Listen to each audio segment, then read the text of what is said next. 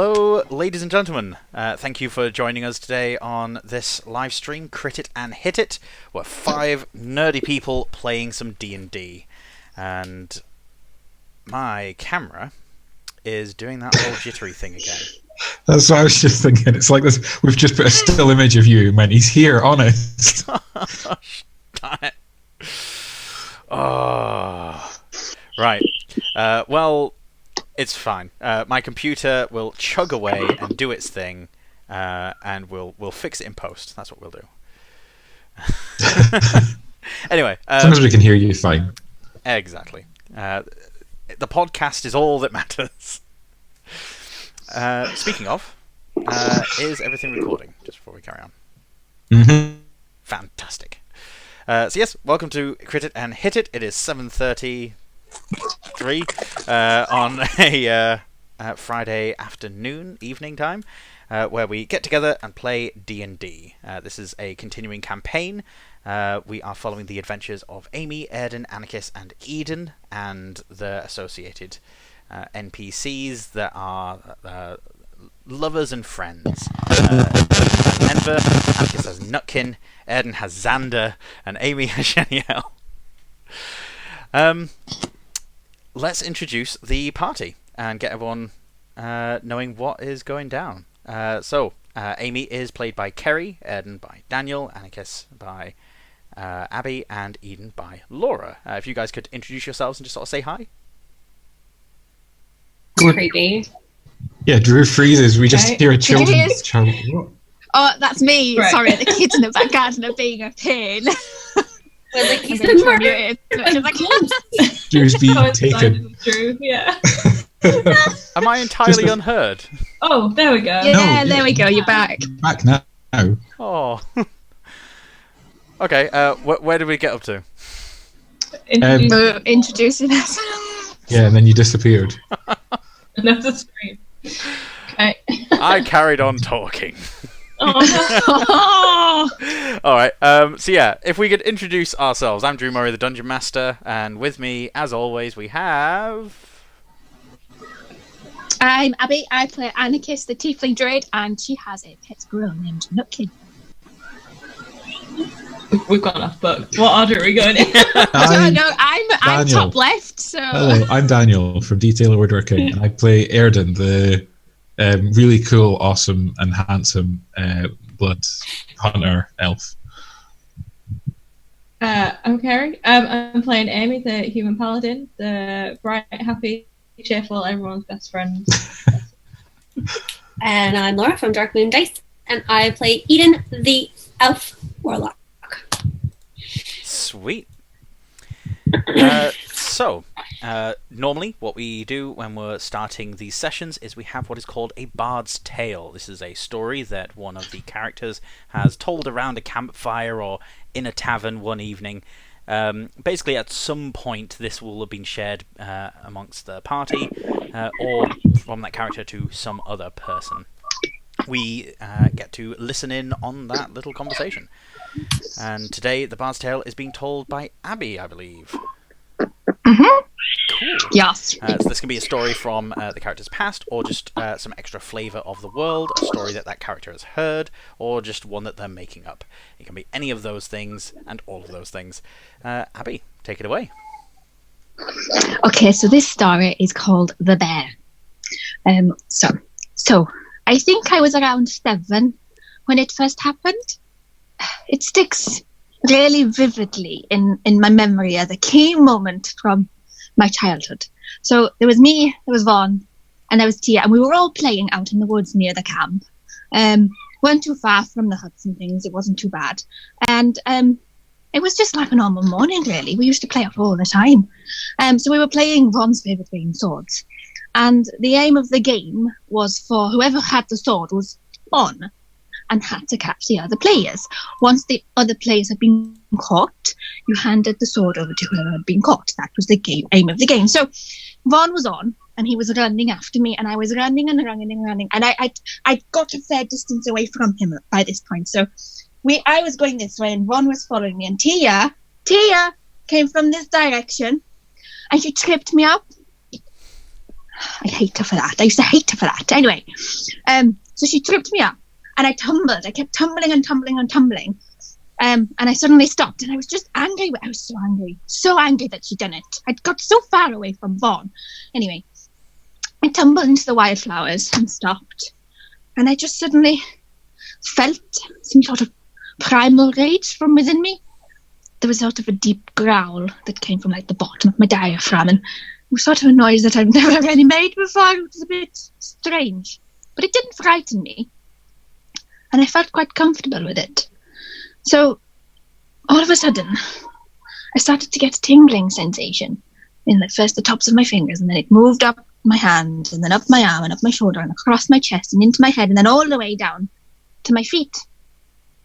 And I stood up. And I was still tingling all over, and I looked down, and I was covered in fur. I was so confused by this at this point. And I tried to shout, Vaughn, dear, and all that came out was, rah, rah. I had no idea what was going on. I turned around, and Vaughn and Tia were just staring at me. They were at 50 feet away, and they were just staring. Well, who I would assume was me. They screamed and ran. They ran back to the camp as fast as they could. And it was only at that point that I'd realised I wasn't normal pink-coloured, green-coloured Anakis. I was covered in fur. I had no idea what had happened. All I knew was that I was really angry with them. And yeah, I was covered in fur. I didn't have a clue what was going on. So I ran back to camp. The people the Druids, everybody within the camp captured me, locked me in a cage, and it was only when Mug, my trainer, who was then my trainer, came and found me and realised what had happened. I was known as a bit of a prodigy in the camp. And it was from then on that Mug took me under his wing, along with some others. But he was my main trainer for many, many years, and I'll always fondly think of him. And I suppose I've got to thank Vaughn and Tia for that, because they sort of unlocked the bear within me, as much as I hate them to this day. So yeah, that's where the bear came from. Poor Anakis. Feel so much for her. Love it. So, after that revealing Bard's Tale, we shall leap back into our story. Some time has passed. Not a long time. But as this time has passed, conversations have been had, stories shared, and this constant sense of searching for something has been felt by everyone. Everyone's looking for something slightly different, but it's leading them all on the same trail. These thoughts pass through them as they draw their weapons and see the sight before them. Down below, off the ridge that they're standing on, is a pit. This pit goes down for quite some ways. There is a circular dugout pattern like a quarry being designed. This quarry leading somewhere deep into the earth. Large chunks of dirt and rock being hurled out in barrows by the strangest of creatures. A combination of humanoid, elven, human and dwarven forms in various states of disease and decay, hurking these large sacks, stones and tools about under the watchful gaze of these strange demonic forms.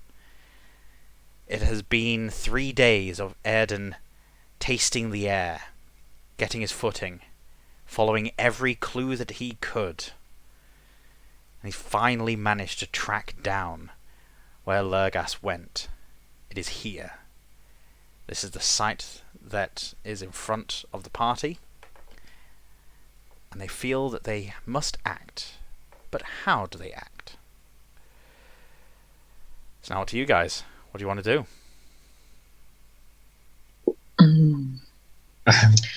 Can we get a sense of how many people are down there? There's about 20 people up on the surface, but you know that there are people coming up and down every 15 minutes. Have they noticed us? No. No. Is there anybody within our vicinity, like where we are? Like, not where we are, but can we see anybody? There isn't anyone outside of the valley. Okay. What time of day is it? It's heading to dusk. Okay. Can I locate object then? Although, what's the range on it? Can we see Lurgas, or do we just know he's around somewhere? You don't see him in particular, no. So my locate object works within 1,000 feet of me. Nice. So, would I know an item of clothing that he was wearing, a symbol? Was there anything that I could recall? Well, you know that he has the real blade Yes. somewhere, so... And I know what it looks like because Eden had what we thought was the real blade looked like. He'd made it look exactly like it. Okay. Okay. I'm going to cast locate object at 2nd level. I think. Am I? Yep, it's Yes. a 2nd level spell. Yeah. If the object is in motion, know the direction of its movement. 1,000 feet of you. You know that the Fey Blade is down that pit. Of course it is. Okay. Any sense of which direction? Not just down, but left, right. Can I get a pinpoint on it? It's down and sort of northwestwards from you. Would any of us be able to, kind of just from looking, see, like, kind of understand what it is they're doing? Like, why are they digging a pit? Like, I don't know who would be best at knowing that or checking that. Yeah. Like, is it some sort of ritual, or is it like, I don't know? Someone give me an Arcana check, and someone give me an Insight check. I can do insight. My insight's +4. Oh yeah, I was going to say yes. I'm not very good at. Oh no, I do have good insight, but no, Arcana's not really me either. 13. 13 was that? Yeah, 13. Sorry. 13. Right. And yours was Insight. Yeah. Who's doing Arcana? Laura, are you Arcana? I mean, I got a +3. Yeah, I've got 0. So. Yeah. Oh, okay, all right, that's me then. Go. I'm the winner. That's a natural 20. Yay! You chose well. Which one was it? The peach or was it the banana today? No, these are my new blue with like gold leaf flakes in them. Ooh, Though I do have dice. these are my other ones I got from Kerry, which is like the green and like orange. And then these are the other ones that I got from Kerry, which are like pinky, bluey. But anyway, the winner was That was on the dice. Point B. Right. With the Insight, Anakis sort of hunkering down, having a look. Anyone looking at her eyes will see the irises change shape subtly. They narrow into sort of cat-like feline eyes, and then widen and kind of take this near figure 8 shape, and then they settle back down into circles. She gazes over the operation and manages to determine that the larger demonic forms, which look to be just bodybuilding humans, but with strange spikes piercing through the skin and clothing. They've got glowing eyes. They seem to be watching over these other beings who seem to almost certainly be undead of some description, but not a normal zombie. They're digging to try and uncover something. The way that everything's moving, the way that the work shift patterns are going, they're trying to dig something up, or gain access to something underground. They're not mining for resources. That's clear. They're basically just bringing things up and dumping it to the side to get down to a thing. Eden, sort of standing as the wind is blowing across her clothes, creating this billowing, as she's watching on this ridgeline, she notices that a lot of these zombies are not behaving normally. These have been created by some, not arcane magic, but divine. This is some being of great power, perhaps a deity of death has created these, or it may even be fiends themselves. But it's not arcane magics that are animating these. This wouldn't be the same kind of zombies that, if you had the training, you would manage to raise, or some necromancer. They're also diseased. And the demons are not pure demons. They are possessing mortal forms. This looks to be the result of what would happen if Xander remained possessed for an extended period of time. Their bodies are transforming and becoming acclimatized to their possessors. Speaking of Xander, is he with us just now? Xander is not with you. Cool. You will have Chenniel with you. Right, okay. In terms of NPCs. Okay. So Do you tell us that's what's going on? Eden? Chenniel doesn't know that. He doesn't. Oh, yes. I'll obviously tell the group everything. Cool. Yeah. How many is there down there? There are 3 demons. Anakis will be able to spot the numbers with her insight. There's 3 demons and 17 zombies. Okay, and it's just the zombies that are bringing stuff up to the surface? That's right. Guys. Airden turns to everyone and is like, so, I take it we're all agreed. Let's go. Everyone, weapons out. This will be good. Break up the monotony a bit. It's been a while. But those are people. They're like Xander. Or people. No, but just like Xander was when Begazol was in him, we can't kill them. We have to save them. Knock them unconscious. Fine, that's fine. Exorcise the demons. Pull them out. Like how rotted do these people look? Like, are they like? Yeah. Like there's no coming back. Like even if they're exercised, like Eden what's left of their bodies? Like Eden will know that if the demon spirits are pulled out of these bodies at this point, there won't be enough of them left to continue living. Like, strictly speaking, an argument could be made philosophically that there's still something of them in there, but they can't survive without the demons in there right now. Unless you had another spirit to shove into the body. How far? Very kindly. So how far are they from each other? Like, what's their range from one another? The zombies. Demon-wise, they're spread out over about 60 feet between them, in almost a circle around this pit. The zombies are all bunched together in groups of like 2 or 3 as they're dragging these carts and wheelbarrows up. Should we pick them how up far as they come up?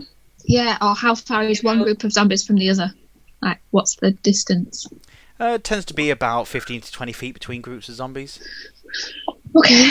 The hole itself looks to be about like 2 wagons across. So you're looking at like 30 to 50 feet.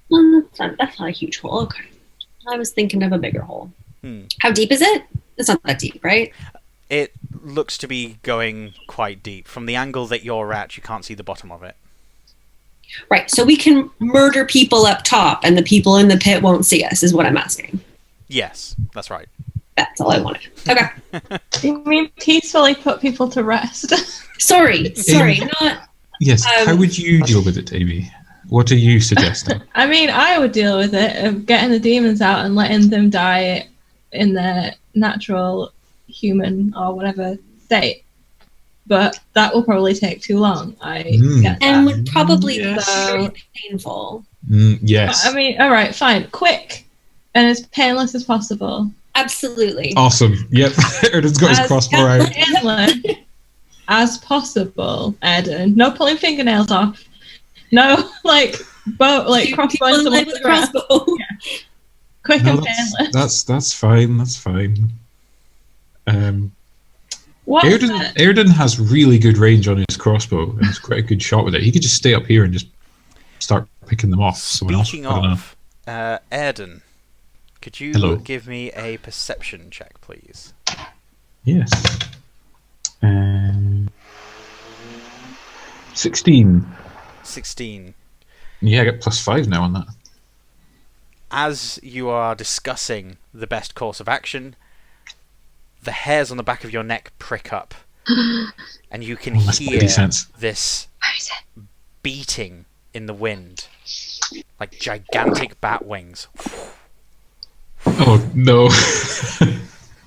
Turning slowly, you see that hovering over the pit is a winged creature, not unlike Lurgas, but it's not him.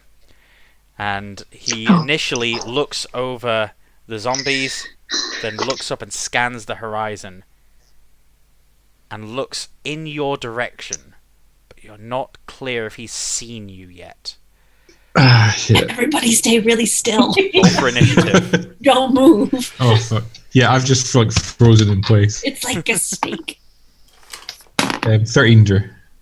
Brilliant. What's Chenniel like in terms of fighting? Because I guess we'll find out. Yeah. He's, strictly speaking, in terms of mechanics, he's not comfortable, so he'll act kind of like an animal companion.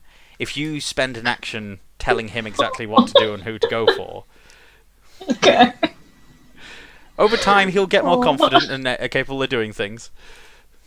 Okay. I kind of see him as like a dog, just like following us around. Like he's not really quite sure, but he's quite happy. Happy to be here.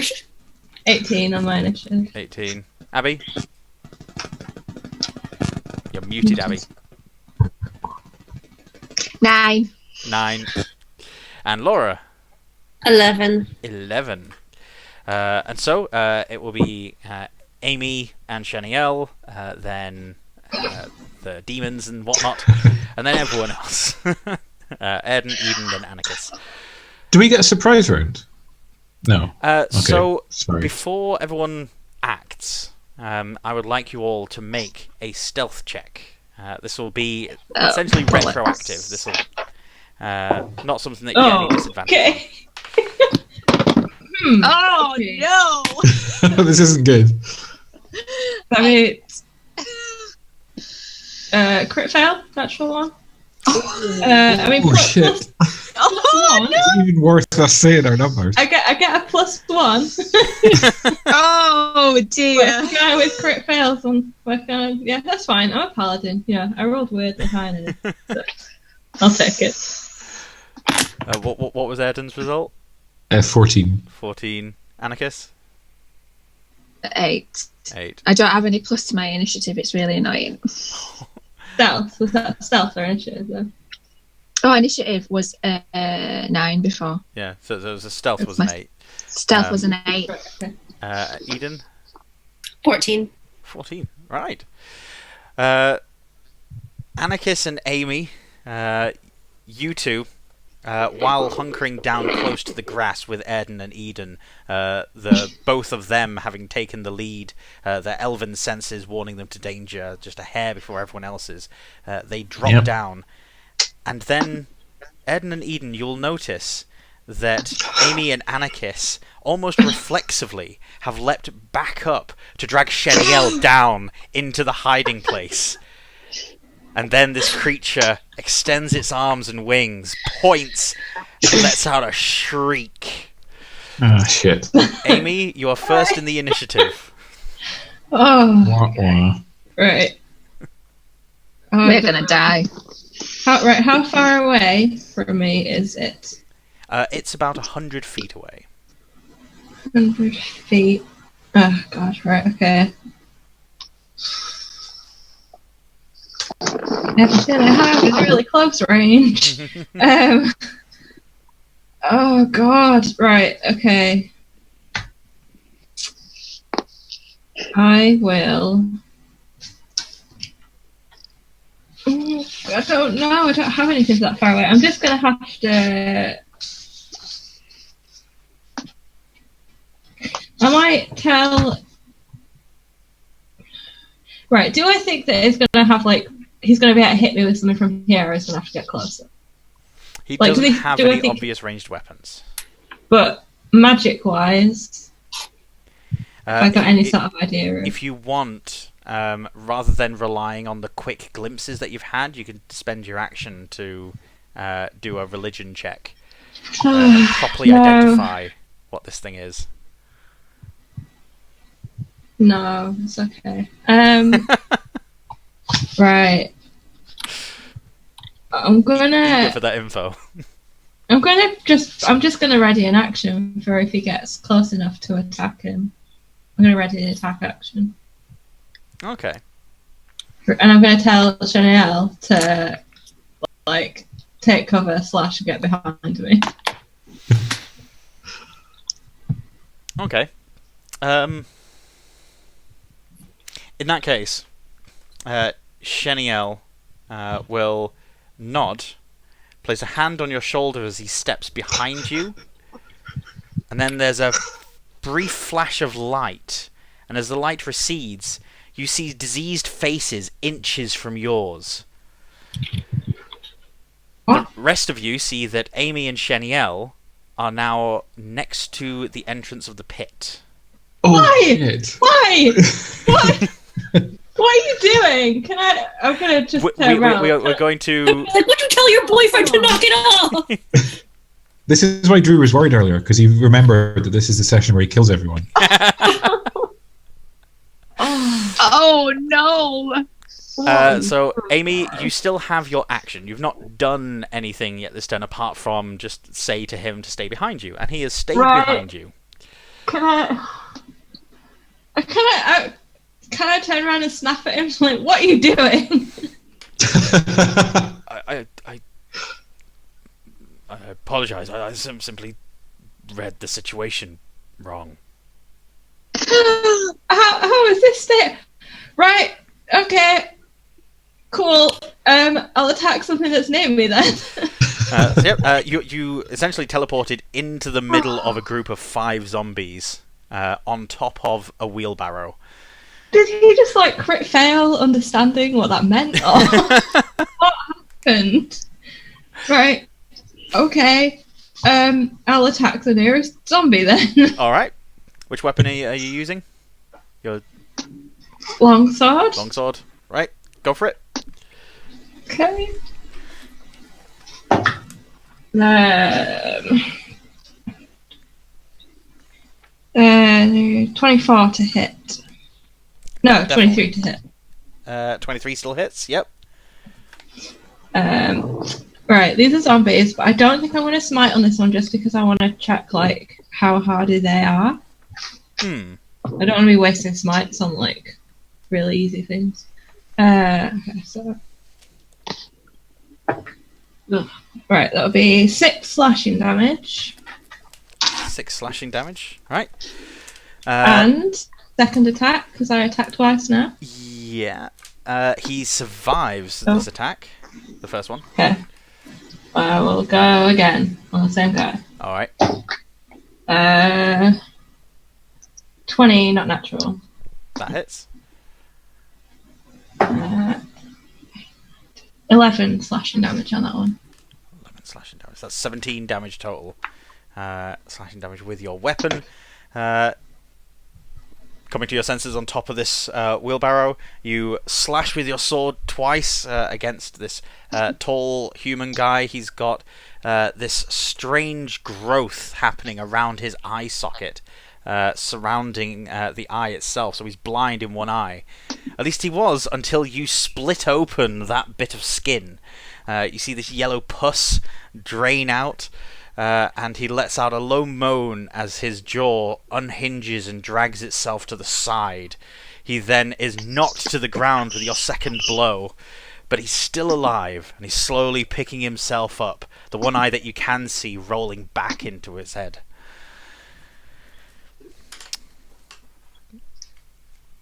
Anything else you want to do before you end your turn? I mean, no, don't think so. I'll just let me have a quick. I'm just going to quickly scan my spells because most of my things are bonus actions. Can I? So Chenniel, he's not really armored. He's not like so. Somebody's going to go. They're probably going to be attacked, right? He'll be targeted, and he's not really looking like he's cut out for that. Mm-hmm. Am I right? Yeah. Right, okay. I'm gonna bonus action then. I'm gonna bonus action Sanctuary on him. Okay.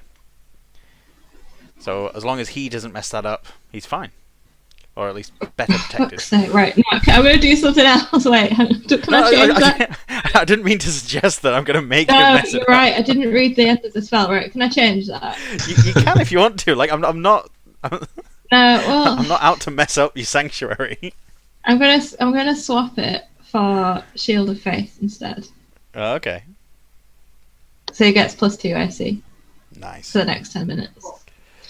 The thing that stopped me was that it says at the end, if the warded creature makes an attack or casts a spell that affects an enemy creature, the spell ends. And I just think he's gonna, after you saying that, he's gonna do something. Okay, yeah. All right. Staying on top of that that wheelbarrow there. Well, I suppose you are surrounded. You don't want to go for attacks of opportunity there. This winged creature then stretches his arms out, squawks again, and his head begins to point, elongate into a beak.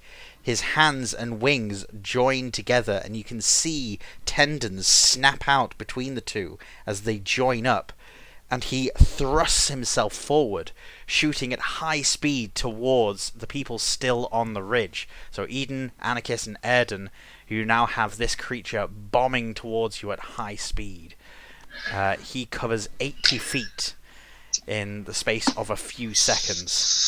The rest of these zombies clambering around, the demons on the ground see you, but they take the weapons that they're wielding, which are these sort of Morning Star mace things. I forget what the ones are called when they've got a chain on.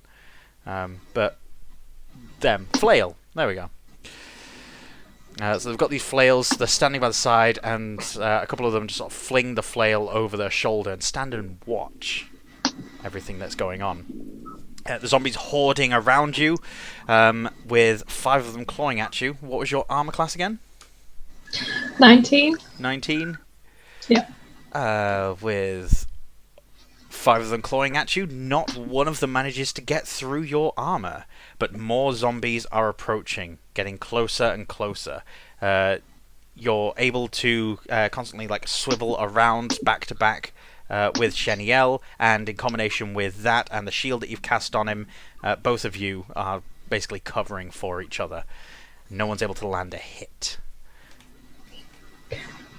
Ed. Hello. Sorry, 2 seconds. It's all good. Oh shit. Okay, I was just checking the range on a spell. Okay, so I'm gonna use. I'm very excited because I get to do my 2 attacks in 1 turn thing, which is brand new for Airden. So what? The zombies that are around Amy and Chenniel, they're quite close. They're attacking them all. How far away are they? From you guys up the ridge, they're about 100 feet away. Okay. I'll make 2 attacks, 2 ranged attacks with my crossbow on 2 of the just random 2 of the zombies that are attacking them, just trying to thin out the numbers. Nice. But I'll do my Crimson Right first, which is where I take damage, but it imbues my crossbow with fire damage. Ah, cool. I do have to take damage for that though.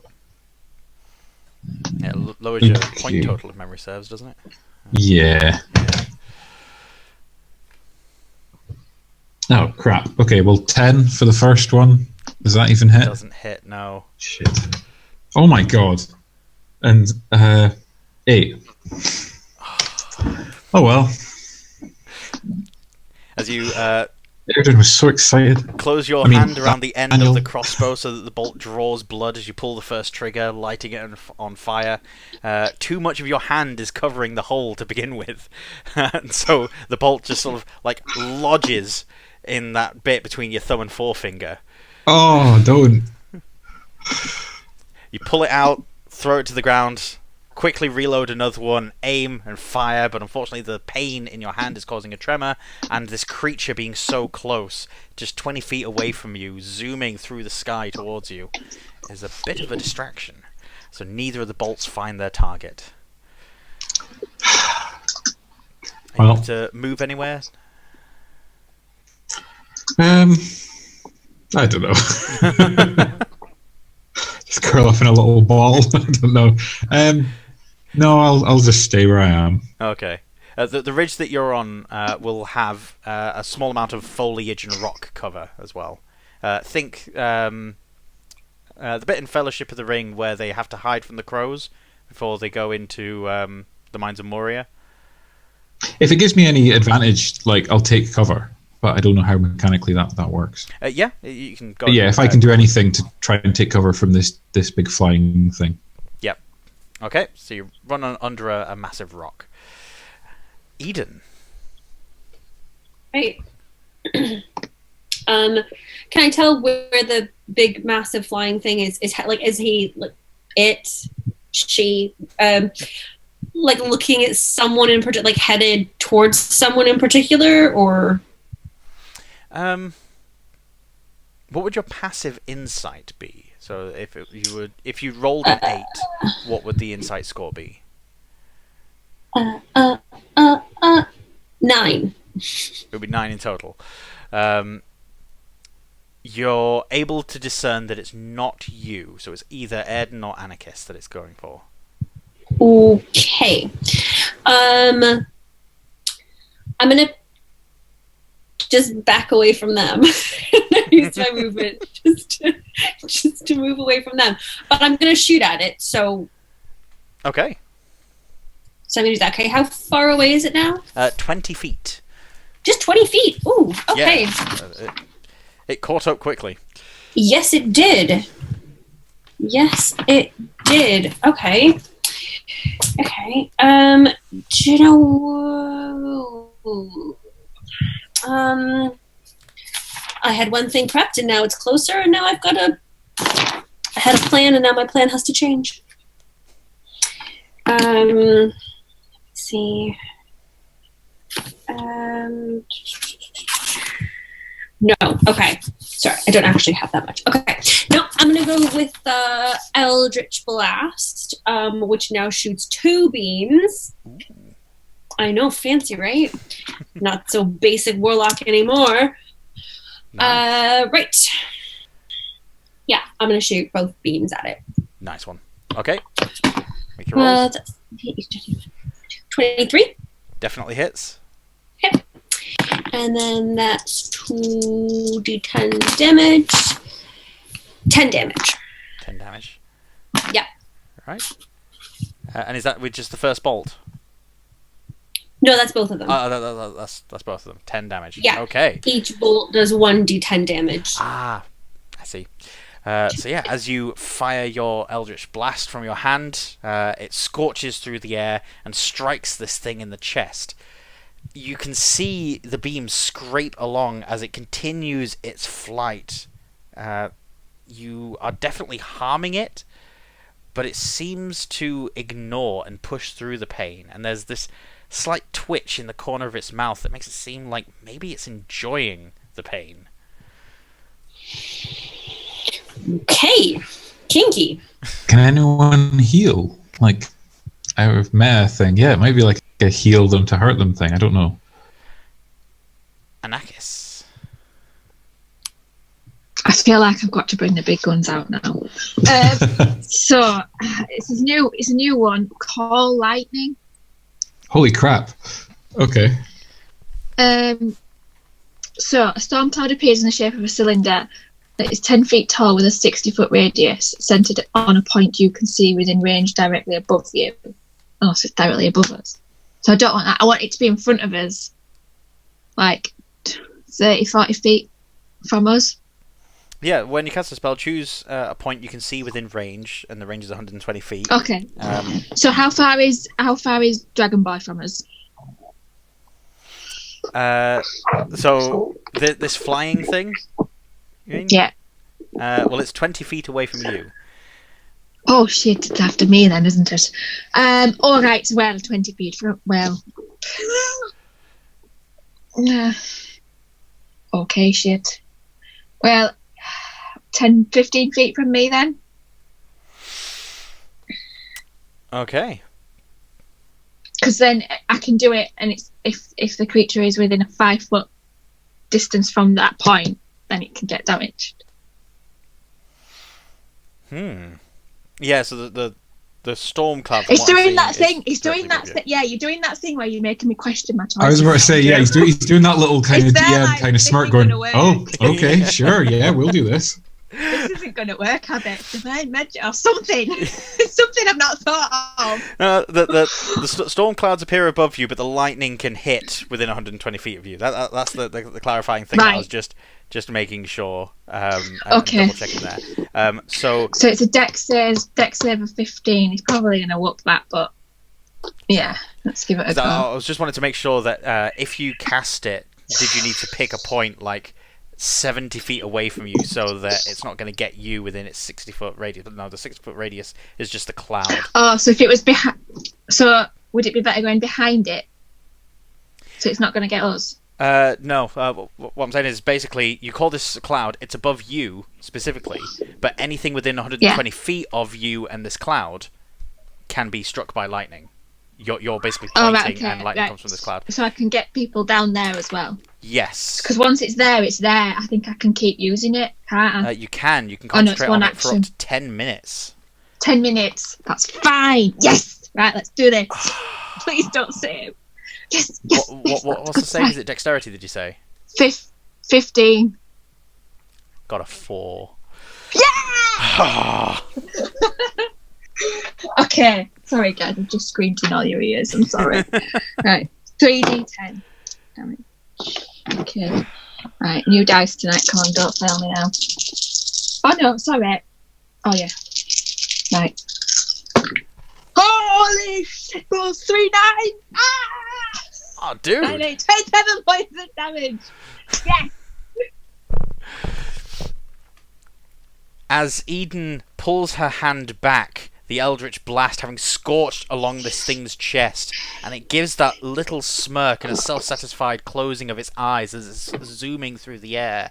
It then opens its eyes, only to see nothing but a bright flash of light, followed by nothing.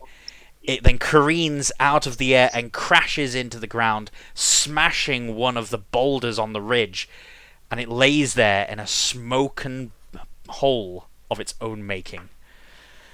It is dead. Yay! No way! That was easier than I thought. Oh my god! I feel like that had. Yeah, it's hit. So Yeah. if all the zombie people noticed I this. feel like the zombies have almost more health than. I feel like I can just go. Yeah, I feel like you can. Airden's Oh, quite there's disappointed. So I need to be a druid. Right, so it is back to Amy. You're in the midst of all these zombies. Okay. Oh god. So how many did you? There were 17 zombies, and I've not killed any of them yet. Oops. Is that right? Yes, that's right. Yeah.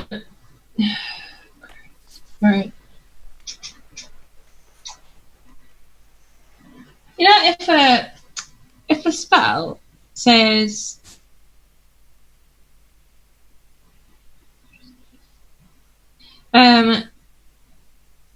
people, Mm-hmm. does that just count humanized? Because then it also later on says creatures. What spell is Do I need it? to be more specific? Calm emotions. It's interesting that it uses the word people. It says at the top, you attempt to suppress a strong emotion in a group of people. Oh, and then it says Each it humanoid. says each, but then later on it says Alternatively, you can make a target in different. I'm reading it wrong. Okay, never mind. Right, that goes in my non-useful part. Yeah. Although they are humanoid, aren't they? They are humanoid in stature and build, but strictly speaking, they don't class as humanoids anymore. They are undead and fiends. Okay. Then I will just attack. It's like the difference between a shark and a whale being a mammal or a fish. It only matters to rangers. What did you say there about undead and fiend? There. That these creatures are undead and fiends. And right, okay. Okay. Attack 1. Okay. Okay, that's not gonna hit. 9 to hit. Can I? So Chenniel, like, can I say just over my shoulder to him as we're like back to back? Do you have any like offensive spells? Or... He then leans Don't over his cast shoulder. them. Don't cast them. Answer me. Use your words. He leans over his shoulder to look towards you, and he spins a little too quickly so that he accidentally headbutts you. Then he quickly apologizes and tells you, I could augment your blade, just as we did on Thranos 2. I don't have time for the right. Well, I don't. Does that mean you're going to make? What does that mean you're going to do to the sword? Give it additional divine power to strike your foes. Okay, how long does that last for? As long as I maintain the connection. Okay, yes, please. That would be lovely. He then lays his hand on your blade, which then glows with a brilliant light. As you move it through the air, it makes this slight humming sound. Let's see. Okay. Second attack. Should have done that before the first attack, really, but whatever. The fact that you don't know what Chenniel can do is part of it. Yeah. Sorry, I did roll, but it was cocked. 14. 14, that hits. Ah, sweet. Right, what am I adding to this? Anything or? Yes. So you. I should have mentioned before you rolled. You add an extra D4 to the attack roll. Well. But it doesn't matter in this particular attack. You also add 2d6 to the damage. Thank you, Chanel. Okay. Throwing dice everywhere. Okay. Such a bad roll. 13. 13. That's slashing damage. Yeah, with 7 of that being the radiant. Cool. If that matters. That's a 6, 7. And I do it on the one that I already hit before. Okay. With the blade shining with light, you swing your blade and it clefts his head from the rest of his body. The head flying one direction, the body collapsing down to the ground. The rest of the zombies are entirely unfazed. They're just moving towards you, groaning and scratching at the plates of armor that they're managing to get access to. When you finally kill this guy, he collapses into the wheel of the wheelbarrow, knocks it slightly. You're still upright, but it's just to highlight the fact that the wheelbarrow is still mobile. Okay. Got another attack? No, that I already attacked once and missed, and then asked him for help, and then hit. I'm keeping track of stuff, honest. No, it's not really for you to keep track of my attack. Can I try? Have I used up like my reserve of free action in that chat? I guess. Not really. Free action, so long as it's not an unreasonable thing. If you want to go into like a massive Shakespearean sonnet, I may impede that. Well, can I try and shout to the demons that are watching to call off your minions? We're here to see Zegrel. Zegrel, yeah. Zegrel, yeah. As you look up and start calling to them, you notice that one of them is still looking over the zombies. and is slowly marching in your direction, almost as if he's a little worried about their potential performance. The other two are looking towards the ridge, where a giant bolt of lightning has just cracked from the sky. Yeah. It is now their turn, and one of these demons marches forward with a massive stride and then swings the flail and strikes it into the ground. Could Eden, Anakis, and Airden give me dexterity saving throws, please? So, 9. 19. Nice. oh man.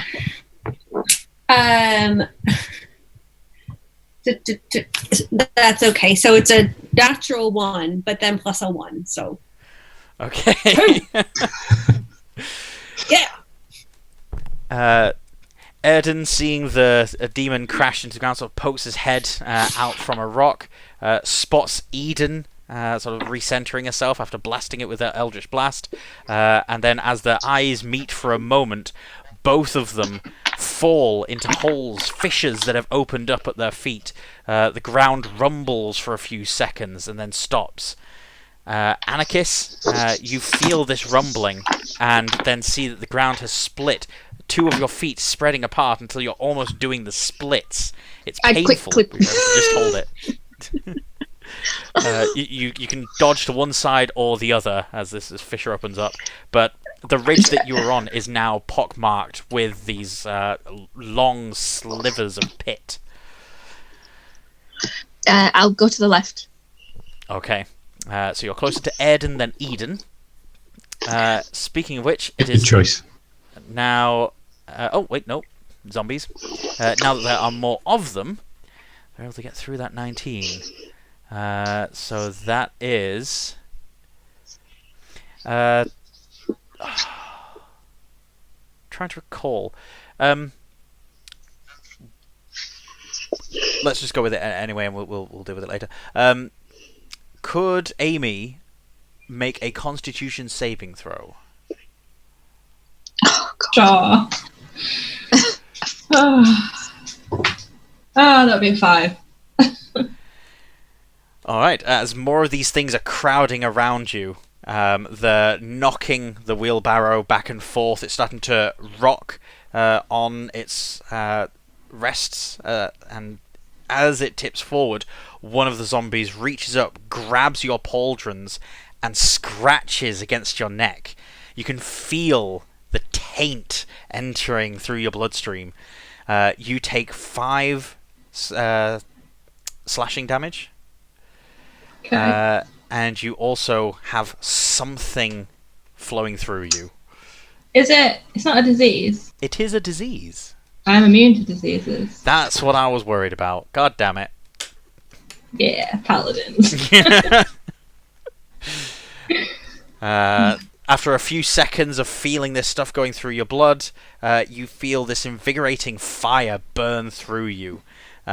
You sweat more at your brow than you normally would. You feel momentarily lost for breath. But then you regain your composure, the disease having been burned out of your system. Can I just check what damage is it? It's just normal. I'm terribly sorry, my speakers went all weird there. Say again? The damage is just normal slashing damage. The damage was just normal slashing damage, yes. There's a thing going on whenever you're speaking. I'm wondering if it's just on my end or not. It's not been always the case. Try speaking again now? I don't know. Is it happening to anyone else? Like, can anyone else? Nope, Yeah. it's Weird? cleared up Yeah. my end now. Alright, Everything sounds fine now. Yeah. Alright, it was just a weird oddity. Did any of the demons, they didn't respond to what I said, they just started walking? Yeah, they've not responded at all. Okay. Next up is Airden.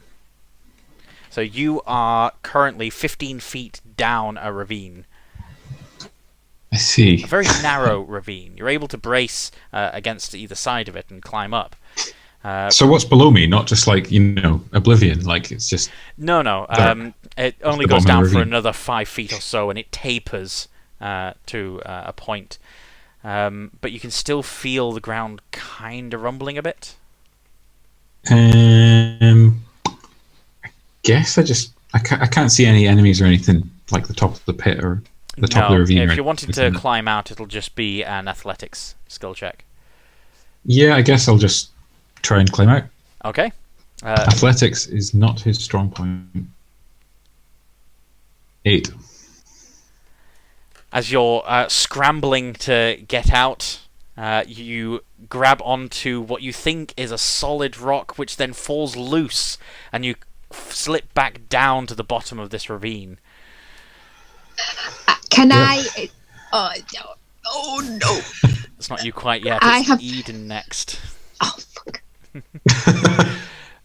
Eden, similarly trying to crawl out of this hole that you've been sucked into. Yeah, I think I might have something that could help. Is it quite treacherous to get out? I'm sorry, did Airden just roll really poorly? Airden just rolled really poorly. He just okay, yeah, no, never mind. Then I'm just gonna try and I'm gonna just try and climb out then. Okay, give me Regular- a strength athletics check. Oh. Okay, all right. 14. That's good because that's a -1 for athletics. Us elves, not very athletic. Very dainty. Eden, grasping onto both sides, just sort of hoiks herself from one side to another, kicking, and as she's getting up this widening and widening ravine, she's managing to leap more between each side until eventually she manages to grab the top, grabs this broken rock, and heaves herself up, and she comes face to face with the dead body of this demon that crashed into the ground that she shot at moments before, but she's out of the ravine. Okay, so right, that's good. So the closest battle is Amy and Chenniel with all those zombies, right? Yes, that's At about the 100 entrance feet away, to the although ravine? the two of the demon watchers have started moving towards you, so they're about 70 feet away. Okay. Can I place? I'm gonna try and place. Everyone's coming out of that one entrance of the ravine, right? Yeah. Can I place cloud of daggers there? Like, is that? Okay. Yeah. So, Cloud of Daggers, are you wanting to put it over the pit that the zombies are coming out of? Or Yeah, the at the exit point, so that every creature that goes through it takes 2d4 damage. Just it's a 5-foot cube. Yep.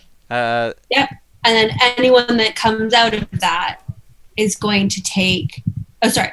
A creature takes 4d4 slashing damage when it enters the spell's area. So everyone that goes through it's going to automatically take 4d4 slashing damage. Mm-hmm.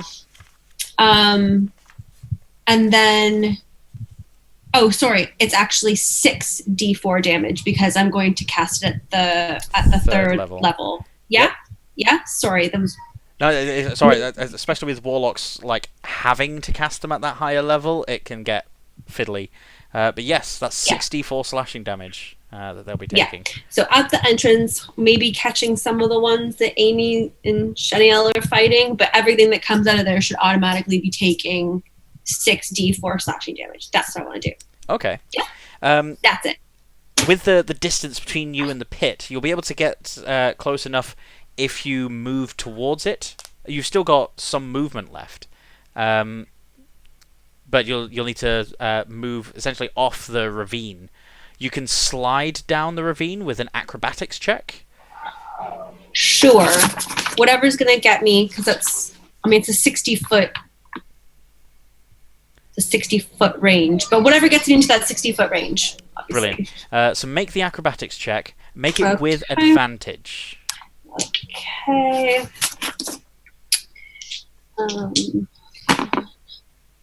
18. Nice.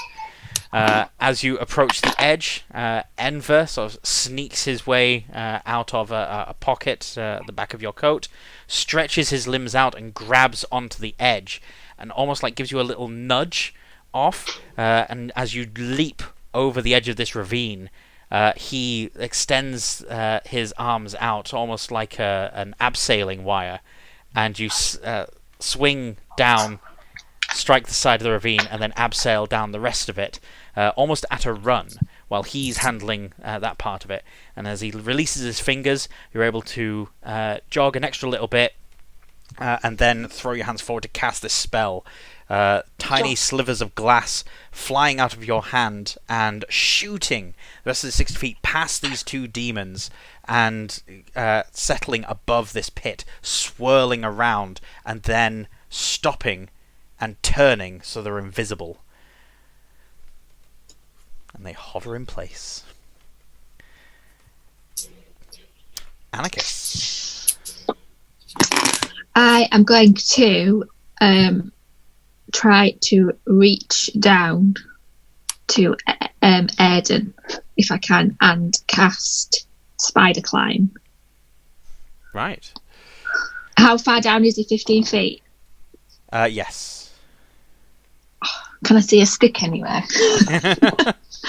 Like a long stick. Would that work? I don't know. Yeah, you know that there's a good... Oh, I've got my staff. Have I got? You do have a staff. Yeah, I've got. It's got your focus I have on a the end. staff. Oh no, it's even And I that's can got the use- staff I can that's got a focus on the end of it.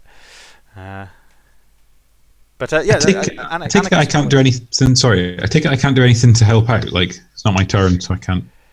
Not in terms of direct actions necessarily, but like some narrative wiggle room. Like you can grab onto the staff. Yeah. Okay. Cool. Yeah. Oh, yeah, we could try that as an action if he wants to try and grab on. Yeah. And I pull him up. Okay. Yeah. In that case, even though it's Anakis' turn, Airden make the acrobatics check, but it'll be Anakis' action, essentially, sort of prompting Oh, this. acrobatics is a bit better. My apologies. Athletics. Oh, I misspoke. Strength, Six. athletics, Oh, but you get for to make God's it with sake. advantage. Oh! Oh, okay. Come on.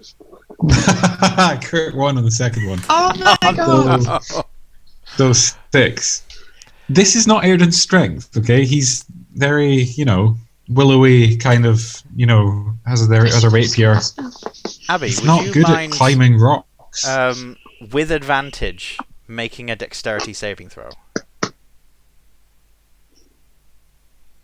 Me? Yes. Oh, sorry. It's alright. I thought you were talking to me. Oh, no. 3. Oh, advantage 8.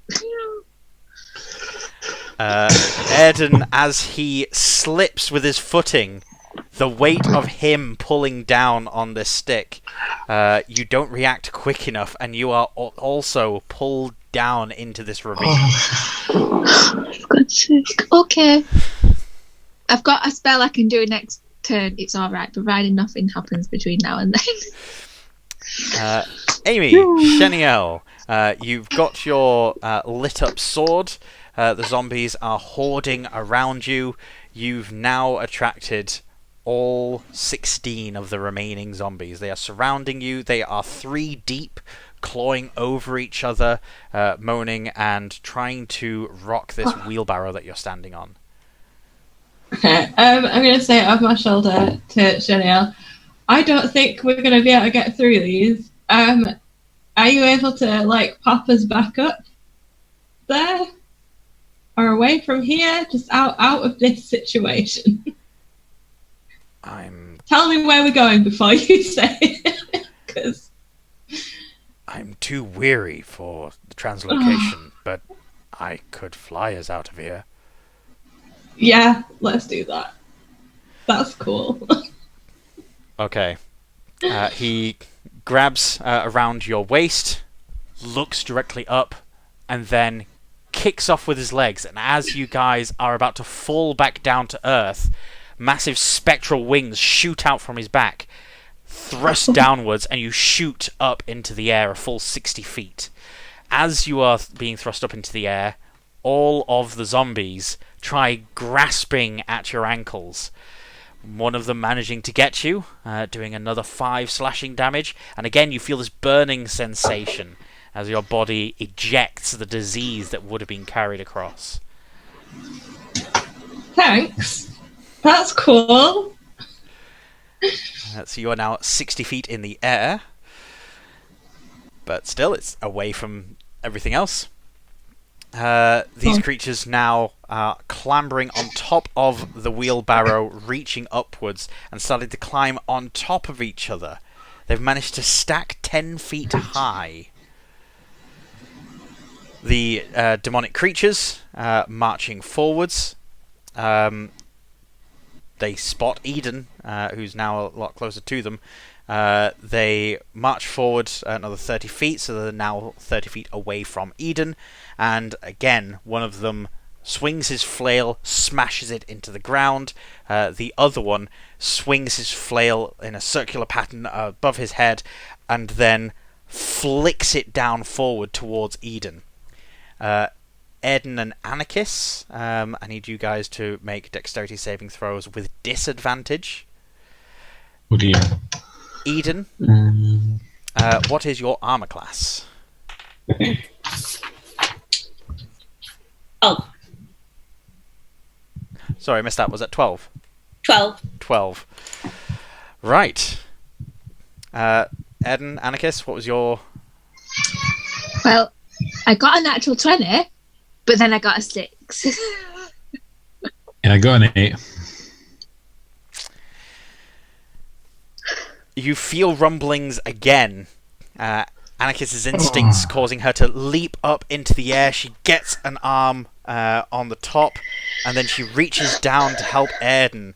And as the two of them clasp wrists and Airden starts getting pulled up, the ravine slowly closes and crushes against Airden and Anakis, squeezing them. They can feel the air being pushed out of their lungs as mud starts falling into their mouths and eyes. So, can I do a reaction at this point? Like, is that a possible thing? You can do a reaction if you want to do a reaction. Okay, I'm going to cast Spider Climb on myself. And can I do it on 2 people? It just says one person, but if I'm already... I don't know. You can only do it on the one. Yep. Okay, so I'm going to cast it on myself, and I'm going to try and just pull Airden up, if I can. Although I'm further up than... Am I further up than Airden? You are slightly further up than Airden. Okay, so I'm going to cast it on Airden then, instead of me. I hate to be that person, but it is casting... So someone's speaker's doing weird thing again. Yeah. Yes. Me. Just having double-checked Spider Climb, it is an action to cast and not a reaction. And so, unfortunately, you won't be able to cast that spell in the short amount of time. That's fine.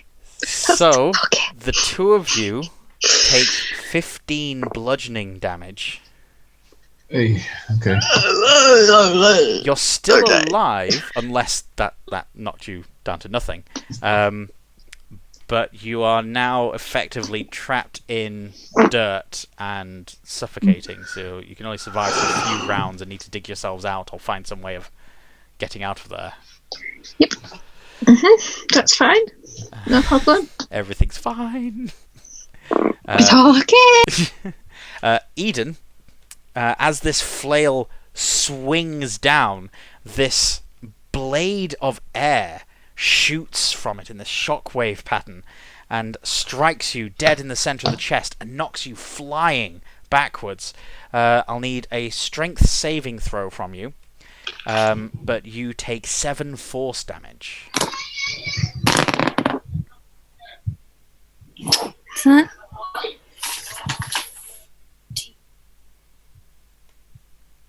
14? Is my saving throw?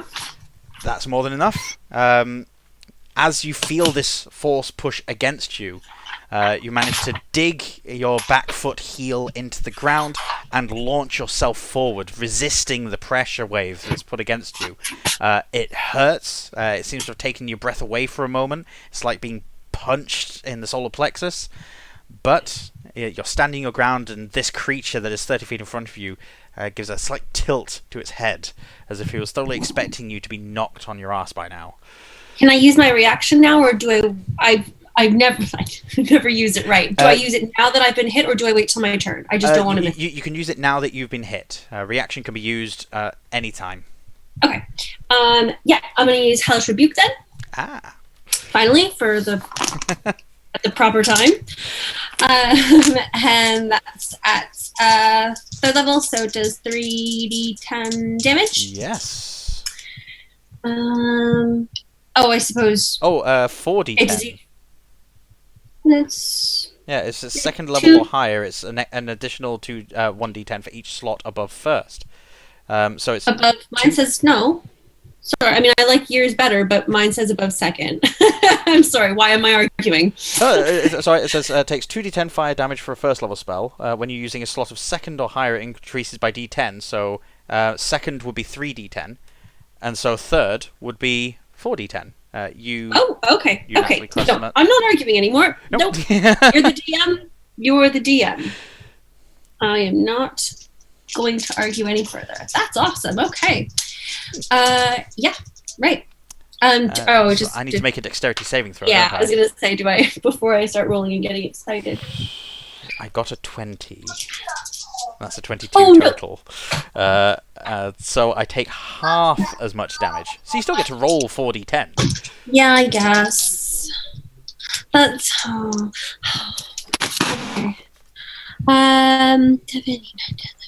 13, 26. 13. Man, 26 would have been so much better. Alas. As you launch yourself forward, the shockwave that struck you is mirrored by your own wave that bursts out, flames roiling in its path. And as it strikes this creature, the flames wrap around it, almost embracing it. And for a moment, you just see a pillar of flame, and then the flames quickly die down, a little too quickly.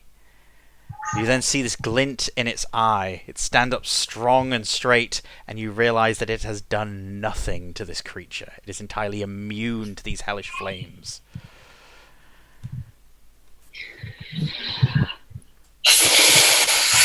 I could say a whole bunch of curse words right now, but I'm not going to. This is PG, right? But I can say damn, right? I can say damn it. Yes. Damn and damn it. For future reference, damn it. Anything that looks like me is immune to fire, pretty much. For future reference, because I'm immune to fire. Well, I mean, it doesn't matter. It's fine. Yeah. Remember for next time. It was the only... I will probably not remember that, just like I do not remember to use Hellish Rebuke properly. But it is Eden's turn now, and at the start of your turn, your reaction becomes available again. So if you get hurt again before your next turn, you can use it again. Okay. Zombies, not immune to fire. Okay. Right, so I get to go again, right? Yes. Oh, okay. Another thing that I need to just double check. Eden, take your turn, but I'm just going to double check a thing for Anakis. Right. I'm doing Arms of Hadar, and that requires... That's all. Well, it's all creatures within 10 feet of me. I don't know if there's anything past. There isn't anything within 10 feet of you yet. In fact, since it's your turn, you can move. So yeah, you can. I just want to move to however many I can possibly get in one. There is a 10-foot gap between the two creatures. Like they were advancing both towards the ridge that you've dropped down from. So you could work your way between the two of them. Yeah, and so you could get them both with Arms of Hadar. That one. That's the one I want. Nice. Arms of Hadar. That is a strength saving throw for me. Yeah. Each creature makes a strength saving throw. My build save attacker takes 2d6. Thanks for the 20 earlier, but you're not doing so well now, are you? I've managed to get... I get +0 in that, so I've got an 8 and a 9. Okay, so both of those fail. And then using increases by 1d6 for each. Oh, right, so is this 4d6 then? Is that... Yes. Am I... Okay, all right. First level, second level will be 3d6, and then third will be 4d6. 4d6s, okay. I did not bring enough d6s up with me, so I'm going to do... Right, so I'm going to do one at a time. Is that okay? Yeah, that's absolutely fine. Okay, so guy on the left. 5, 6, 12. Right. 12 damage. Okay. And then guy on the right. 9.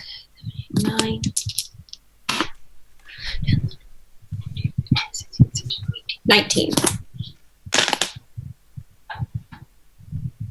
Nice. So, racing forward, Enver perched on your shoulder. You then reach down, grab a handful of dirt, and then yank it up, grabbing onto vines that probably weren't there before you thrust your hand in.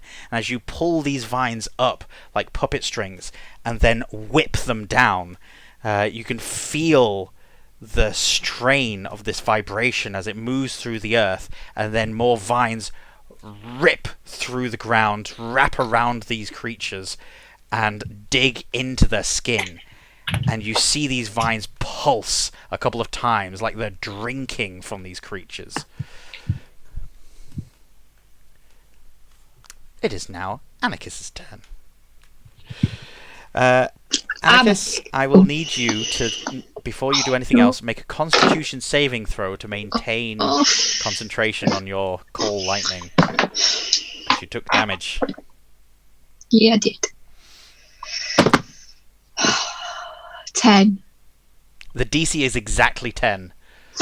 So you succeed, you're still able to concentrate on lightning, even though you can't breathe.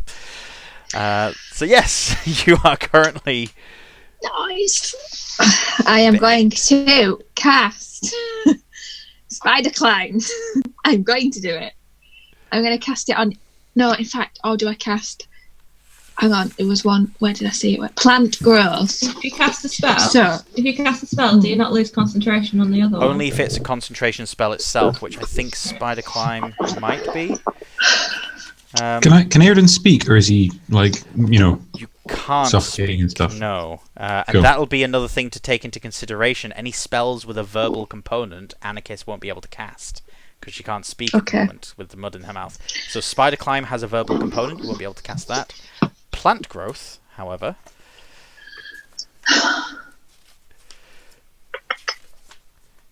Plane Shift, Plant Growth, verbal and somatic. Yeah. So you're not able to cast any of those spells. You'll probably try and make the words, but just more mud falls into your mouth. Can I try Spider? What? Sorry. You're near the surface. There's just a few feet between you and... Oh, well, can I just try and Druidcraft? Not Druidcraft. Oh, no. No, I can't do Druidcraft. There's no stones, or there's no trees. I'm just going to try... I'm going to use my Primal Savagery then. And my claws to just try and dig my way out, with hoping that Airden is also clinging on for dear life. Give me a strength athletics check. Make it with advantage, because you're bringing in your primal savagery.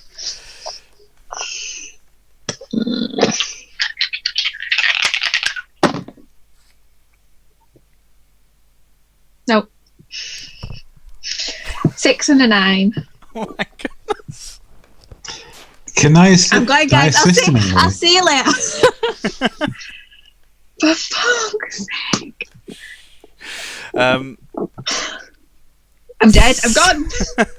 Because I was going to say, maybe Airden might, like, you know, not grab on. Like, he might try and push her or something. If Airden does Can't want do that to till... sort of push her up, Yeah. I'll allow... What's your hit die, Oh, hang on. Airden? 10. A D10. It's a D10. Hmm. Anakis? Yeah. Did you want me to do just a straight roll? Because I didn't add my modifier to those. Roll a D10 and Oh, add that okay. to your highest roll, because you were rolling with advantage. And yeah, you did need to add. It was athletics, wasn't it? Yeah, that's True. Yeah. Yes, it's athletics. So that will have made it 12 and 9. If you were adding on your strength. Yes. Oh, I forgot to look. I think I'm that stressed I'm not playing properly. a 12 is enough to overcome the mud. The dirt. Yeah, because it's heavy but loose. Yeah. So yeah, you're able to pull yourself out, cough up the mud from inside your mouth, and pull yourself out of this ravine. The mud that you've displaced collapsing down after you, but in a much more loose formation. Okay. I'm not sure if you've ever tried actually like digging your way out of like mud or sand or something like I've got a spell. I think I do have something, but I've not got it prepared. I'm sure I've got something. I'm sure I've read somewhere where I can crawl through like I can't remember what it is, but I'm sure I've got something, but it's not prepared. I mean, if you were to wild shape into something like a badger, they've got a burrowing speed. I did not think of that. I will remember that for next time. It's because I don't use my wild shape very often. I always forget. Yeah, that's fine. Okay, but that's fine. I will remember. Okay, so it is now Amy's turn.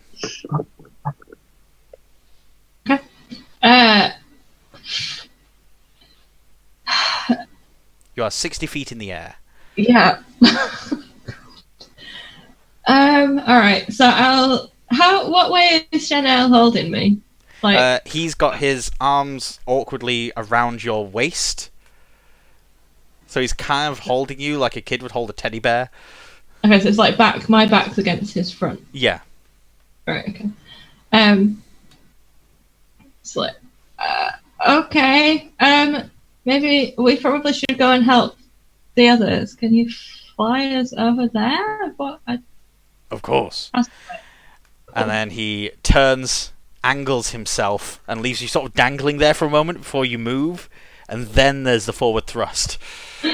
Just like I hold on to him very, very tightly. So who are you wanting to move towards? Eden's the closest. Who looks in the most trouble? Airden and... well, in fact, you can't see Airden. Right. Anakis has just pulled herself up out of some dirt. Eden is sucking the life out of two demons using vines. But they're pretty close on her now, aren't they? Yeah, they're really close to her. Okay, I'll see if we can land next to Eden. Okay. Yeah, you're able to... yeah, you're able to just get there. As you land,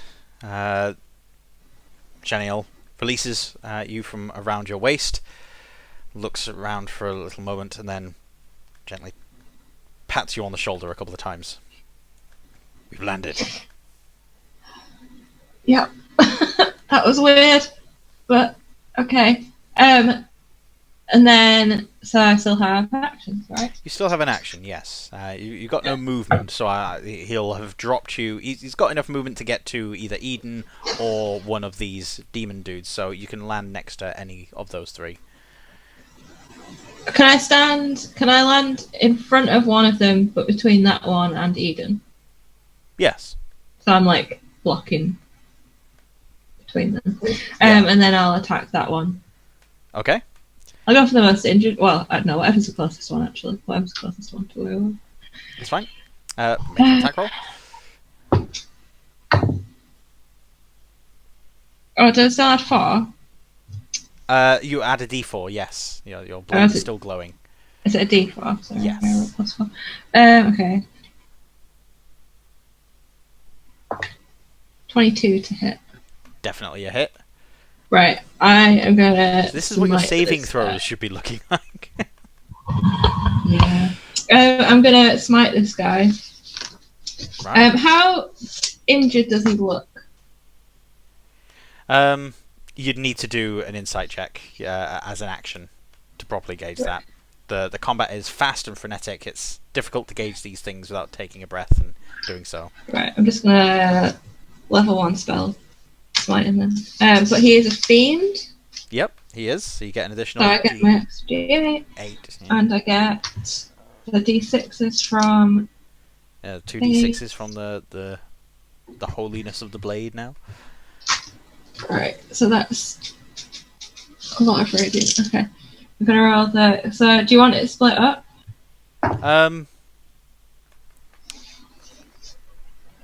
No. Okay, fine. Oh, that was good. That was good.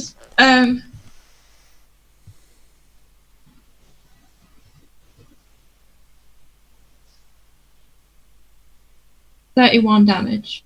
Oh my god. Nice. So as you're landing, and Chenniel drops you, you take a couple of steps forward, thank him, raise your blade, and simply cut down into this beast, stabbing your sword into his chest and ripping your sword out again. He collapses down onto his knees, and then the vines that Airden has then grow more rapidly around him, going into his wound, and that pumping motion, like they're sucking something out of him, continues even harder. He's definitely dead, but these vines are still going for him. Alright, so he's definitely dead. Okay. He's definitely dead. And the other one isn't in melee range. That's right, yeah, he's 10 feet And away. I have no more movement. So, that's that one dead. That Okay, one's the one that's that's it still then. alive. Their turn. The one that's just got a little bit of vines on him strides forward, swings his flail high, and goes to hit Airden directly. I got a 19. Yep. And it gets a +2, so that's a 21.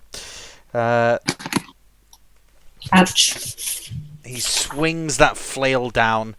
You bring your arms up to defend yourself, and you take 3 piercing damage as the spikes from this flail cut into you. That's not a lot. Less impressive than everything else that's been going on, I must say. But yeah, Damn it. I was all ready to use my reaction, but I'm not using it on 3. The zombies, realizing that there's nothing directly above them anymore, clamber down. One of them tosses over the wheelbarrow, and they start moving towards you. You then see more shapes pulling themselves out of the pit. Laura, would you do the honours of rolling, what was it, 6d4? Yeah. Into my cloud of daggers, bitches. I mean, zombies. Okay. That is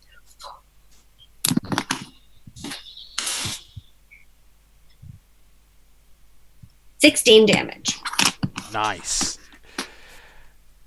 As one of them climbs up, it pulls itself into a standing position, and you can see these tiny slivers of glass piercing through it and coming out the other side. It is forcing its way through, unflinching, as if it's never able to feel pain.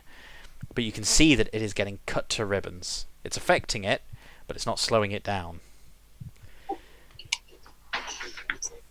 And it's still alive, unfortunately.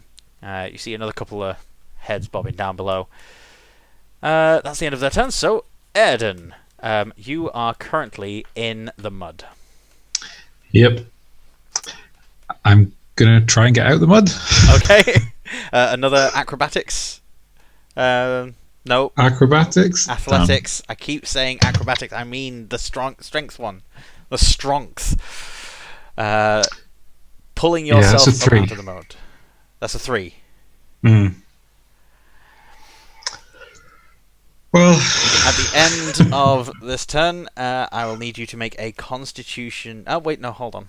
You can hold your breath for a number of rounds equal to your Constitution score, so you're not out of breath yet. So that's fine. So you held your breath for 1 round. Okay. Eden. Yes. So there's one guy left? Yes. He's rushed towards you and tried to bash her over the head with a flail. Yep, that's rude, but all I have left is my cantrip. So I'm going to do Eldritch Blast, but that's 2 beams, 2d10. So nice. Roll to hit. That's not too bad. Yep.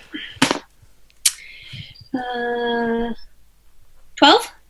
12 hits. Yes. And then that is 14 damage. Nice. Okay. You managed to throw your hands in front of you right into his chest, and with a flick and a straightening of your elbows, you not only shove him backwards, but then follow it up with these blasts of eldritch energy from the palms of your hand that throw him a full 20 feet away and slam him down into the ground. He tries to raise his head slowly and then collapses down unconscious. If he doesn't receive medical attention, he's dead. No one is going to heal him. So that's Eden's turn. You still got movement if you want to go anywhere, like rush towards the horde of zombies, or... I mean, how far am I from the cloud of daggers? You're exactly 60 feet from it. Well, that's plenty because all I have left is Eldritch Blast anyway. So that's going to be me from now on. So I'm just going to wait for them to come through and then try and peg them off after they take the damage from Cloud of Daggers. That's my whole plan for the rest of this. All right. Anakis. Okay. Can I just try and wait? It's 15 feet down, isn't it? Yep. We'll say you managed to pull him up 5 feet, so he's 10 feet down now. Okay. Can I cast plant growth? Because I'm now out of the ground. Yes. So if I was to cast it just below him. Mm-hmm. So if you cast this,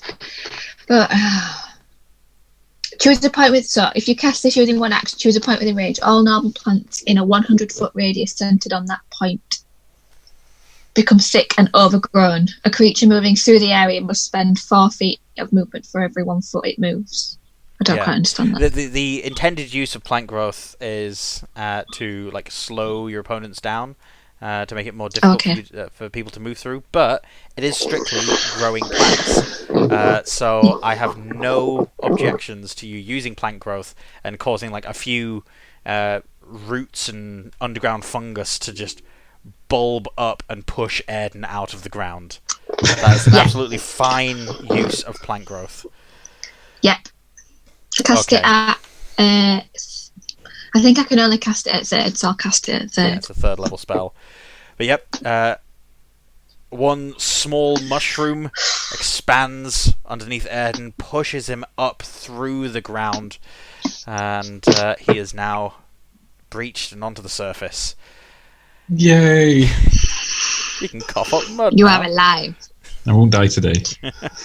Nope. Right. Amy.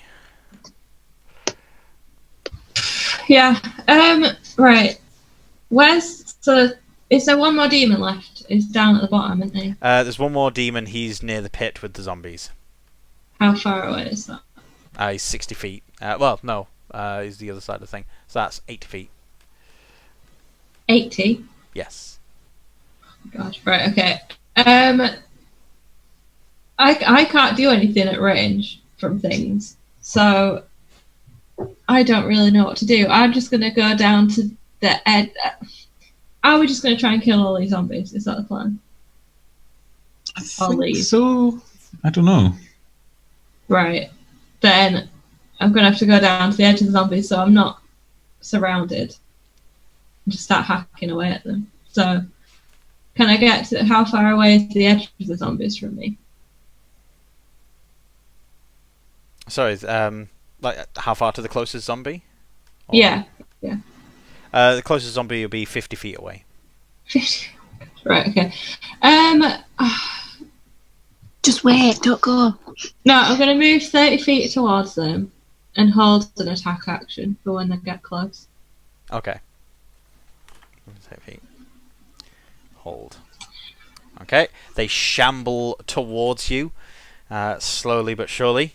As they're moving towards you, you see that Taskmaster demon on the other side. His eyes are glowing red, and they're staring at Eden and Amy. Then, like the others, he raises his flail, and he slams it down into the ground, causing this fissure to erupt at his feet, snake towards the two of you, and past the zombies. Dexterity saving throws, Amy and Eden, please. I don't want to make it an athletics. No, it's a saving throw. That's not too good. 16. 11. Amy and Eden shake and wobble as the ground starts opening up around them. Amy about to fall into a gaping hole that erupts before her. Chenniel grabs her by the shoulder and stands her back up. Eden slips and falls down into one of these holes, catches herself just before she falls in, but then another piece of rock rises up from inside this fissure and knocks her hand loose, causing her to be wedged in between two of these rocks. That is like the stuff of my nightmares. Like that. Oh god, it's the worst. What's that fear of like Being tight like places? Where you can't. claustrophobia. Claustrophobic. Yeah. Oh dear. Oh. We will not get too descriptive with this then. It's fine. Airden.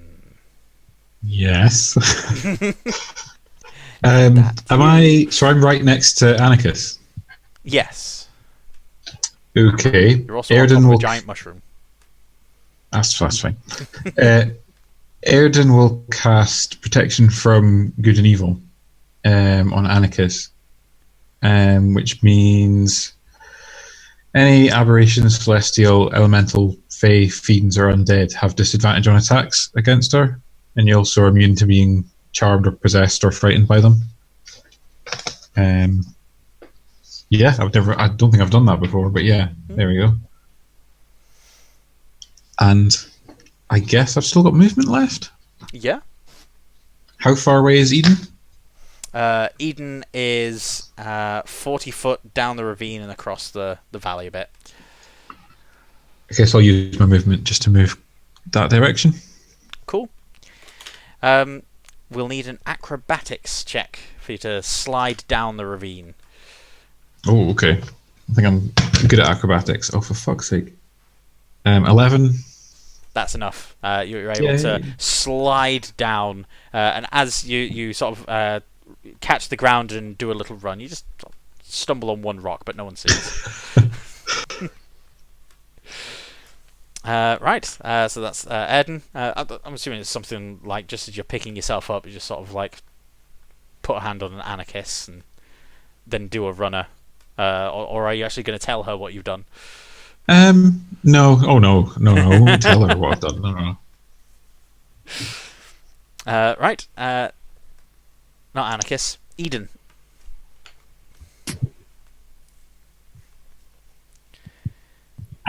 Wedged Sorry. between two rocks. You are wedged between two rocks. You can quickly pull yourself up and out of there using Yes, I was- athletics, the strength one. Athletics, strength. Okay, yeah. Oh, good. 18. Nice. Mm. You're able to, by pushing yourself further down and then launching yourself up, you're able to almost like glide for a moment and then land on top of the rock that shot up. So you're now 5 feet above the rest of the ground. And just sort of like on this bit of rock that's sort of like launched itself and sort of a little bit raised. But yeah, you've now got 15 feet left of your movement and your action. You can see this demon to the far side. You've got the two demon bodies next to you with these flails. You've got this horde of zombies moving towards you. That's a lot of stuff. Okay. What's closest to me? Zombie 50 feet away. Sorry, Yeah. no, 40 feet away now. Yeah, sure, that one. Eldritch Blast. Just yep. The Okay. usual. 12 12. to hit. That hits. Okay. 10 damage. 10 damage. Yep. Whether it's something that was previously hurting this creature or something else, you feel like perhaps less has been done to hurt this creature than others, but it collapses down to the ground with a hole in its side where the Eldritch Blast hit. So it's dead. Nice. Anakis. Okay, I am going to look for the nearest who looks like they're really in trouble. Amy. Or who's no one's right next to her. okay, where are the Amy's most moved the amount? closest to them. Okay, where are the most amount of Most amount of Within- zombies is about 50 feet away from you. me Yeah. heading towards me? I'm just gonna boom a call lightning down on them. See what happens. Nice. Yeah, you still managed to maintain control of that spell. Mhm. So yeah, it's dexterity on my part, isn't it? Yeah, 15. Everything within 5 feet of a point that you choose. It's a horde of zombies. So you pick a point, and everything within 5 feet of that point, which means that you can hit 9 Which won't be zombies. on much. Oh, nice. Have you rolled? Oh, I'm just rolling now.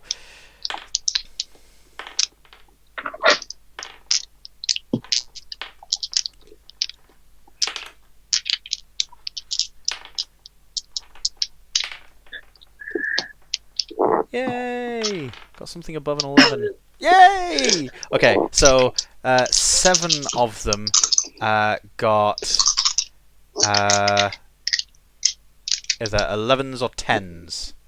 And then Okay. one of them got a 12 and one of them got a 19. okay, cool. That's fine. What's your spell save DC? When you cast my spell save, Yeah. 15. So in fact, only one of them saves, and all the rest of them fail. Okay. Okay, cool. It says at high levels when you cast this spell using a spell slot at fourth level or higher. Sorry, no. Ignore me. Alright. Ignore me. Come on. 3, 6, 9. 18 points. 18 points of damage. Again, similar to Eden, this bolt of lightning strikes, and so that's 18 to each of these creatures. Is it half damage for a saved thing with the call lightning? I think so, yeah. Yeah. We'll save it. A creature takes half as much damage, yeah. Yeah. When it's successful. So all 9 do collapse down with this massive flash of lightning that cracks into the ground. The rest of the zombies swarming over the corpses as the steam dissipates into the air. More of these creatures are marching forwards. How many is there? You can see that there is 6 now. Oh, that's alright. On top, don't know why. No, 5. I miscounted. Is there any in the opposite direction behind me? There are none behind you, but coming from the pit. So essentially, there was the ridge, and then the pit. You guys have slid down the ridge, and are sort of halfway between the ridge and the pit. Oh. And there's the zombies coming from the pit that way, and that's the only direction that enemies are coming from. You've now killed enough that there's only 5, but there's 3 that are starting to climb up the pit, one of which already got hit by the cloud of daggers. And so on their next turn, would it be worth again? Would it be worth me moving? It would, wouldn't it? From where you are, you're safe from being hit, and you're able to call your lightning. That's fine. It's entirely up to you. Where I am. But yeah, so you're just stood on the ridge while this storm cloud is raging above you, with your staff just sort of pointing at things and going, "Those are dead. Those are dead."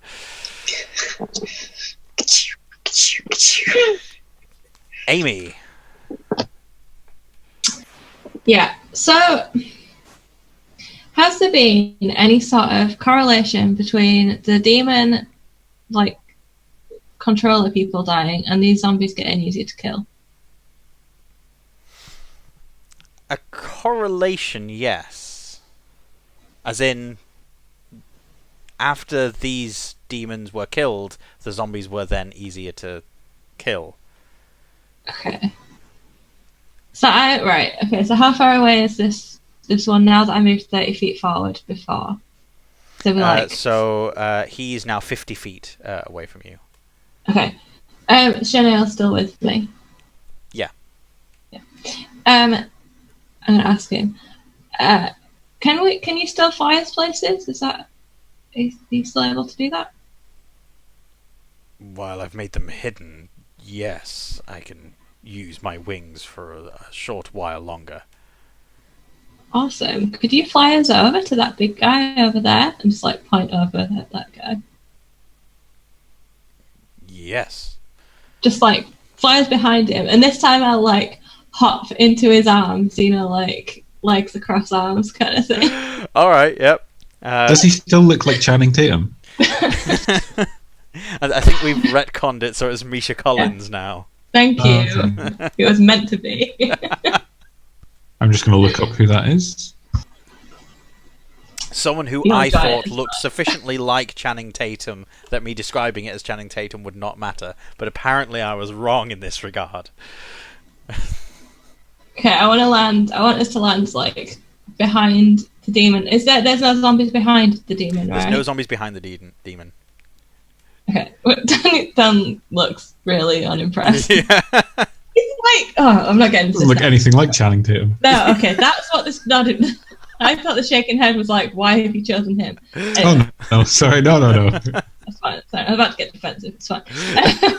Yeah, I want to land directly behind the demon, hop down out of his arms and pat him on the shoulder, and then I'm going to turn and just hack into this demon. So yeah, you jump into his arms. Chenniel doesn't react at all to you doing this. He's just very much, yep, you jumped into my arms, we're flying now. Almost like Superman jumps into the air, and the wings unfurl just to sort of catch you and glide you down to this demon who's there with his flail. He's ripping it up out of the ground. You see chunks of earth and stone flying out of it, as if the flail had stuck itself into the ground for a moment to create these fissures. And as he pulls it up, you are right there behind him. Yeah, I am. I'm plus a D4. 19 plus 7. Do I need to add that together? That's enough to hit. It's 30 or something, isn't it? No, not quite. Okay. And I'm going to smite with a level 1 smite again. Okay. And you get the plus 2d6 from the... Yep. Oh, I'm on it, Drew. I'm on it. Don't worry. 16.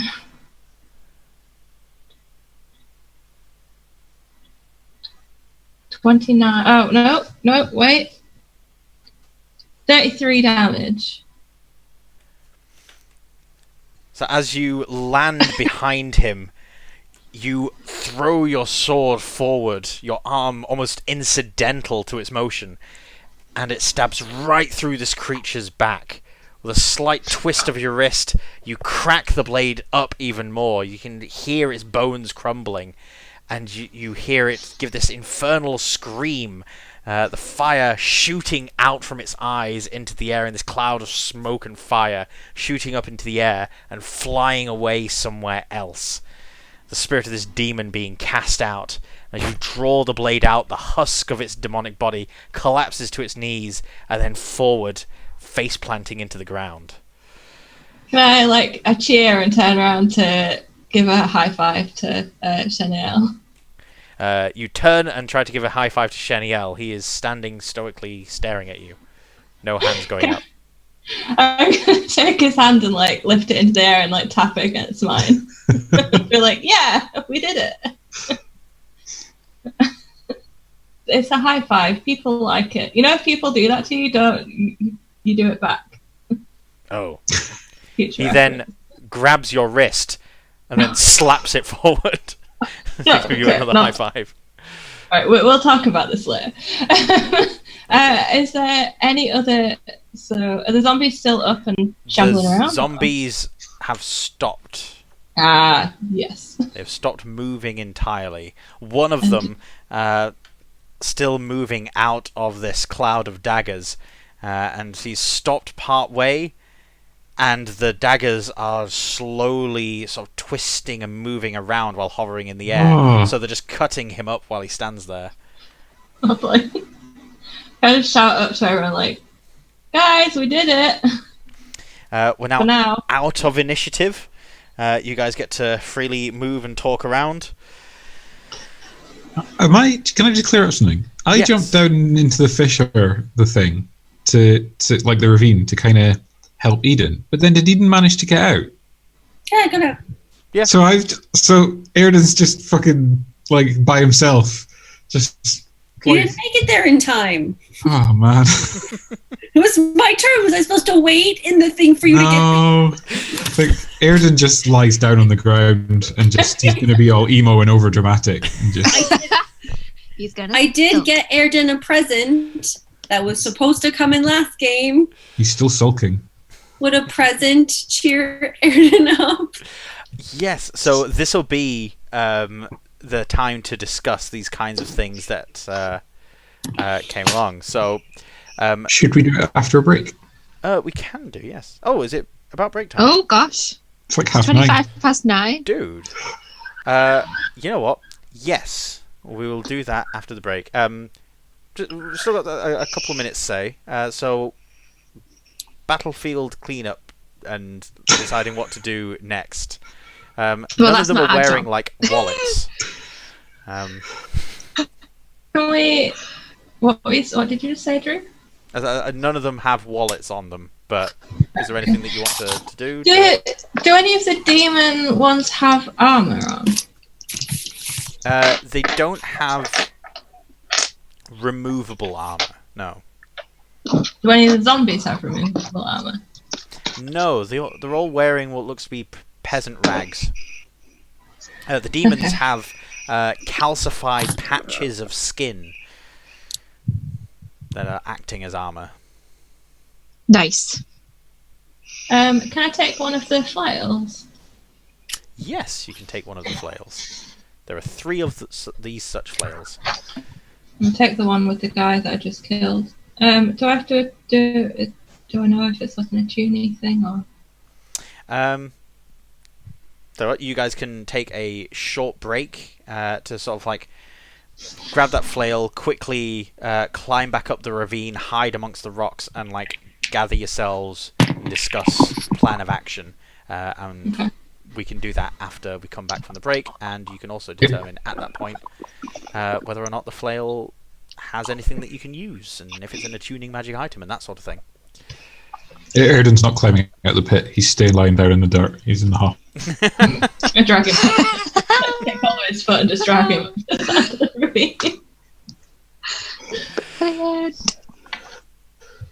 Cool. Awesome. Right.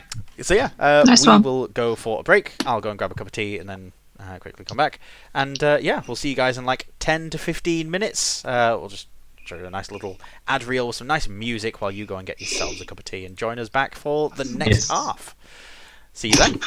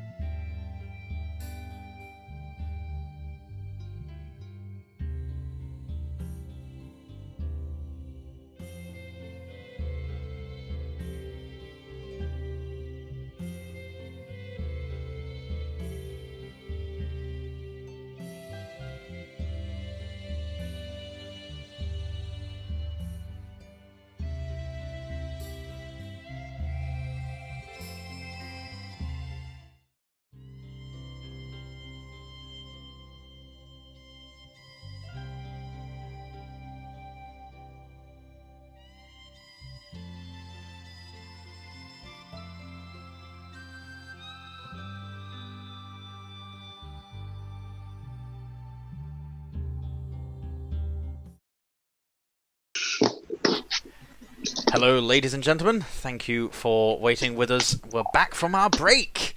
This is Crit and Hit It, live stream where we play D&D, and it's awesome.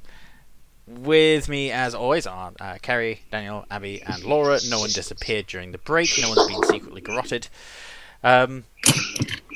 What we did at the beginning of this session was a minor time jump. What we're going to do now is establish what happened in that intervening time. What led us to this point a few days after the encounter at Tharansari with Lurgas at the end of last episode. What has happened, what the situation currently is, and that can help inform the characters with where they go from here, what decisions they want to make. They've now got an opening to this pit. There's nothing coming after them right now, but do they want to pursue things? That's what we'll find out. So, when Lurgas disappeared, he turned into Eden, or a facsimile thereof, and then just teleported away. What would you guys have wanted to wrap up in Tharansari before leaving? Is there anything, we left. Huh? Was there anything, or would you have just, like, you were outside the walls anyway, would you have just moved on from there, handed them straight away? I mean, being like technicalities, we left Anakis inside with real Eric, so that's also very true.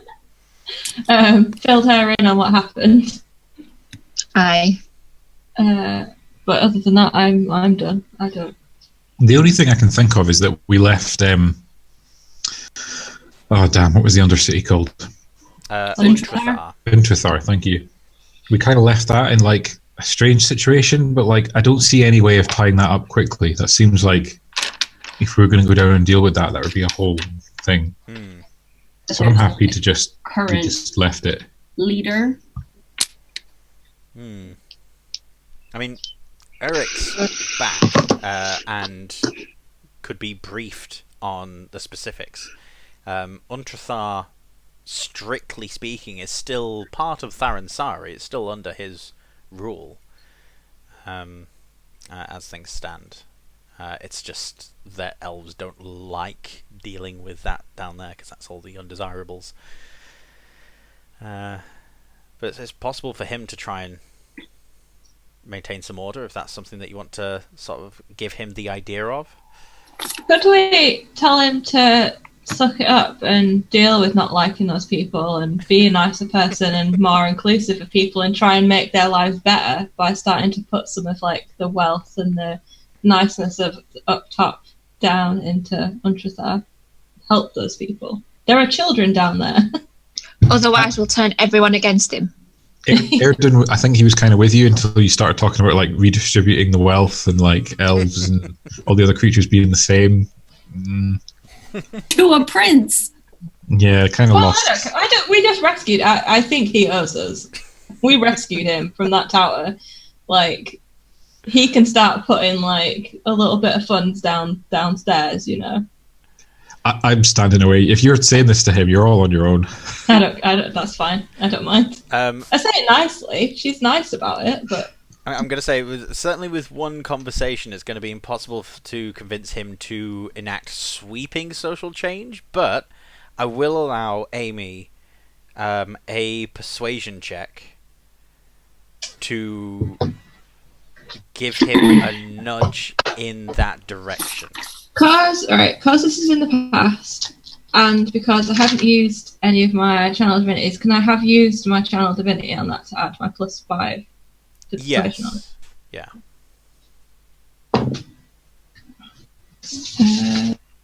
Persuasion. And it won't count as a current use because we're saying like this happened in the past. 25, that is. All right. He will accept that he will launch an investigation into the situation down there because he hasn't cared up to this point. He doesn't know the specifics. And that he'll, based on the information, try to make things a bit fairer. He won't go into any specifics. He won't, and he even assures you that this isn't going to be instant equality, but that he's going to just have a look into it. Okay, I take it. That's fine. Eden will know that Eric is the kind of person who would keep his word on this sort of thing, but that he's going to have to be going against generations of growing up knowing that you're better than other people. So no matter what he learns about Saransari, it's unlikely to bring about any quick change. It's the first step. So if Amy maintains whispering in his ear, maybe eventually he'll become some sort of egalitarian hippie. So Well, I got to start somewhere. Yep. What is Xander doing? So Xander, for a moment, I'd forgotten that we hadn't re-encountered him towards the end. I'll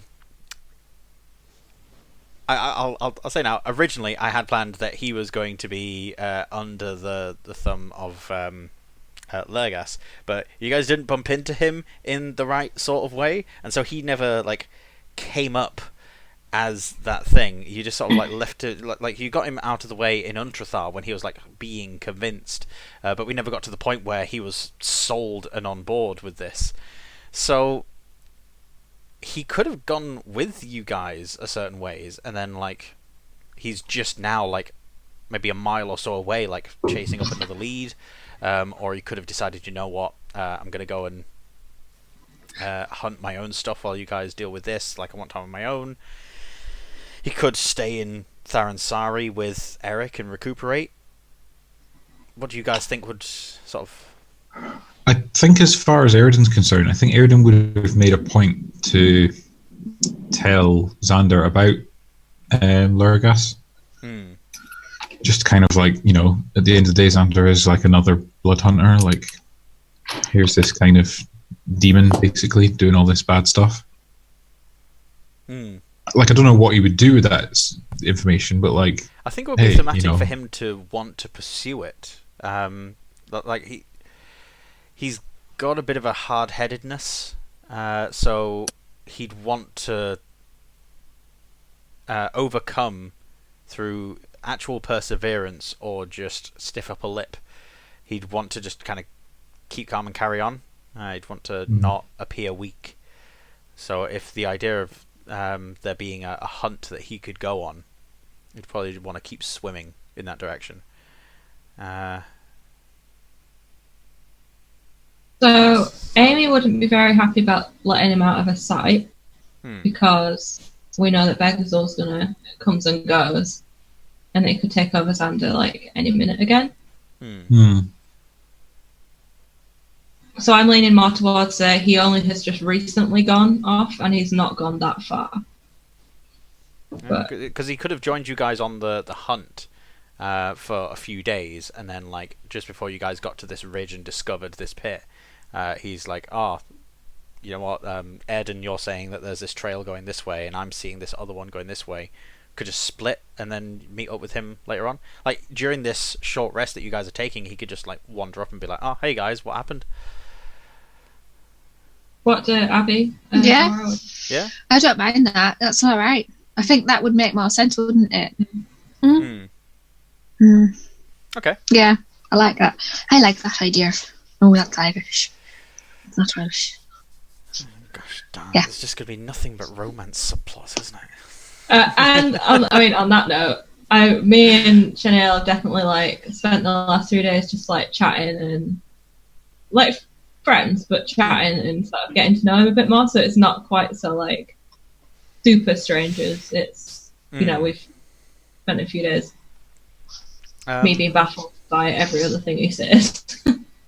Not we won't go into any of the in-depth stuff that needs to be talked about, but it'll be talking about what the plants are like here and what the people are like and what food is good to eat and that kind of thing. I definitely the world. I definitely want to try and suss him out, if that's okay. I'm gonna maybe cast detect. Have I got it prepared?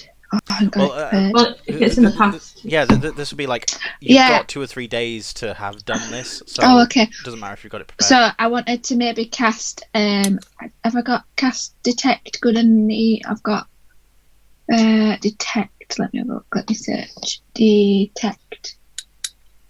No, detect magic. What have I got? Good. Oh, I ain't got all. Can I detect to see if it's any sort of like celestial being or anything like that? Sort of something a little bit like it's come out of a jar. It's a bit weird. I could probably tell you that he is, but okay. You want to work that out yourself. It's whether you could make a religion or nature check. Well, both are +1, so neither are great. But let's give it a go. Come on. Well, that's a 7. Okay. Make a second roll for the other skill. We'll say that's religion. So make another roll for... Because you've got a few days to make these checks. So. Well, that's still a 5. Okay. He's got an equal chance of being an angel in human form or a baked potato. I mean, I think he's both, isn't he? Yeah. That's fine.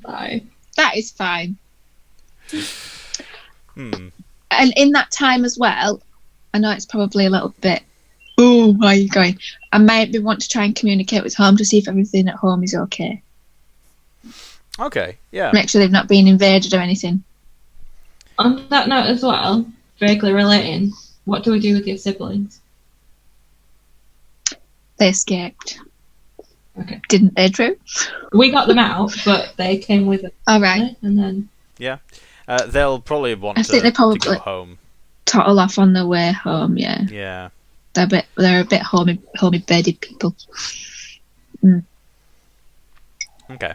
So, siblings go off home. Xander came with you.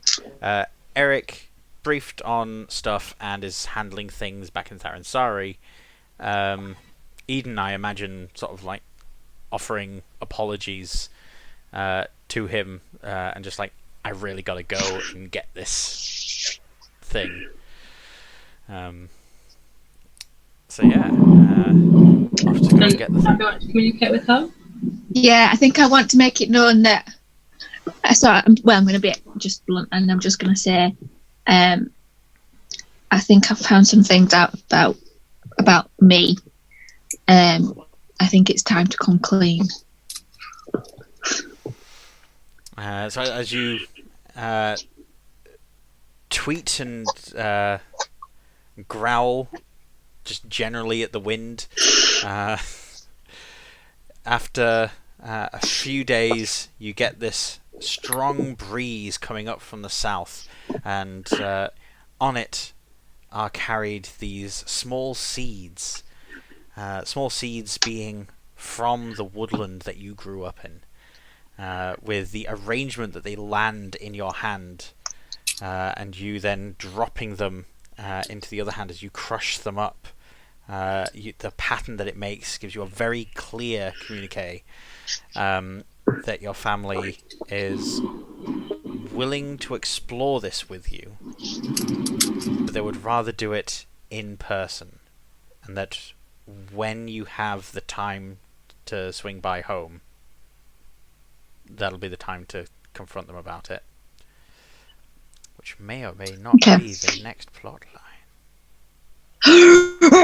I'm going to say, well, Von and Tia have been up to their usual tricks again, and I think they're on the way back to you. Cool. Off it goes. They'll be made aware of that as you send this message on a sort of twilight bark of natural events. Okay. While Airden is leaving the city, a serving girl will approach, give you a brief nod, and present you with a small tray with some felt over the top. pulling it aside. It's obvious that this is a gift that's been given to you by someone who has the clout and the money to have someone just randomly come up to you in the street and give you gifts.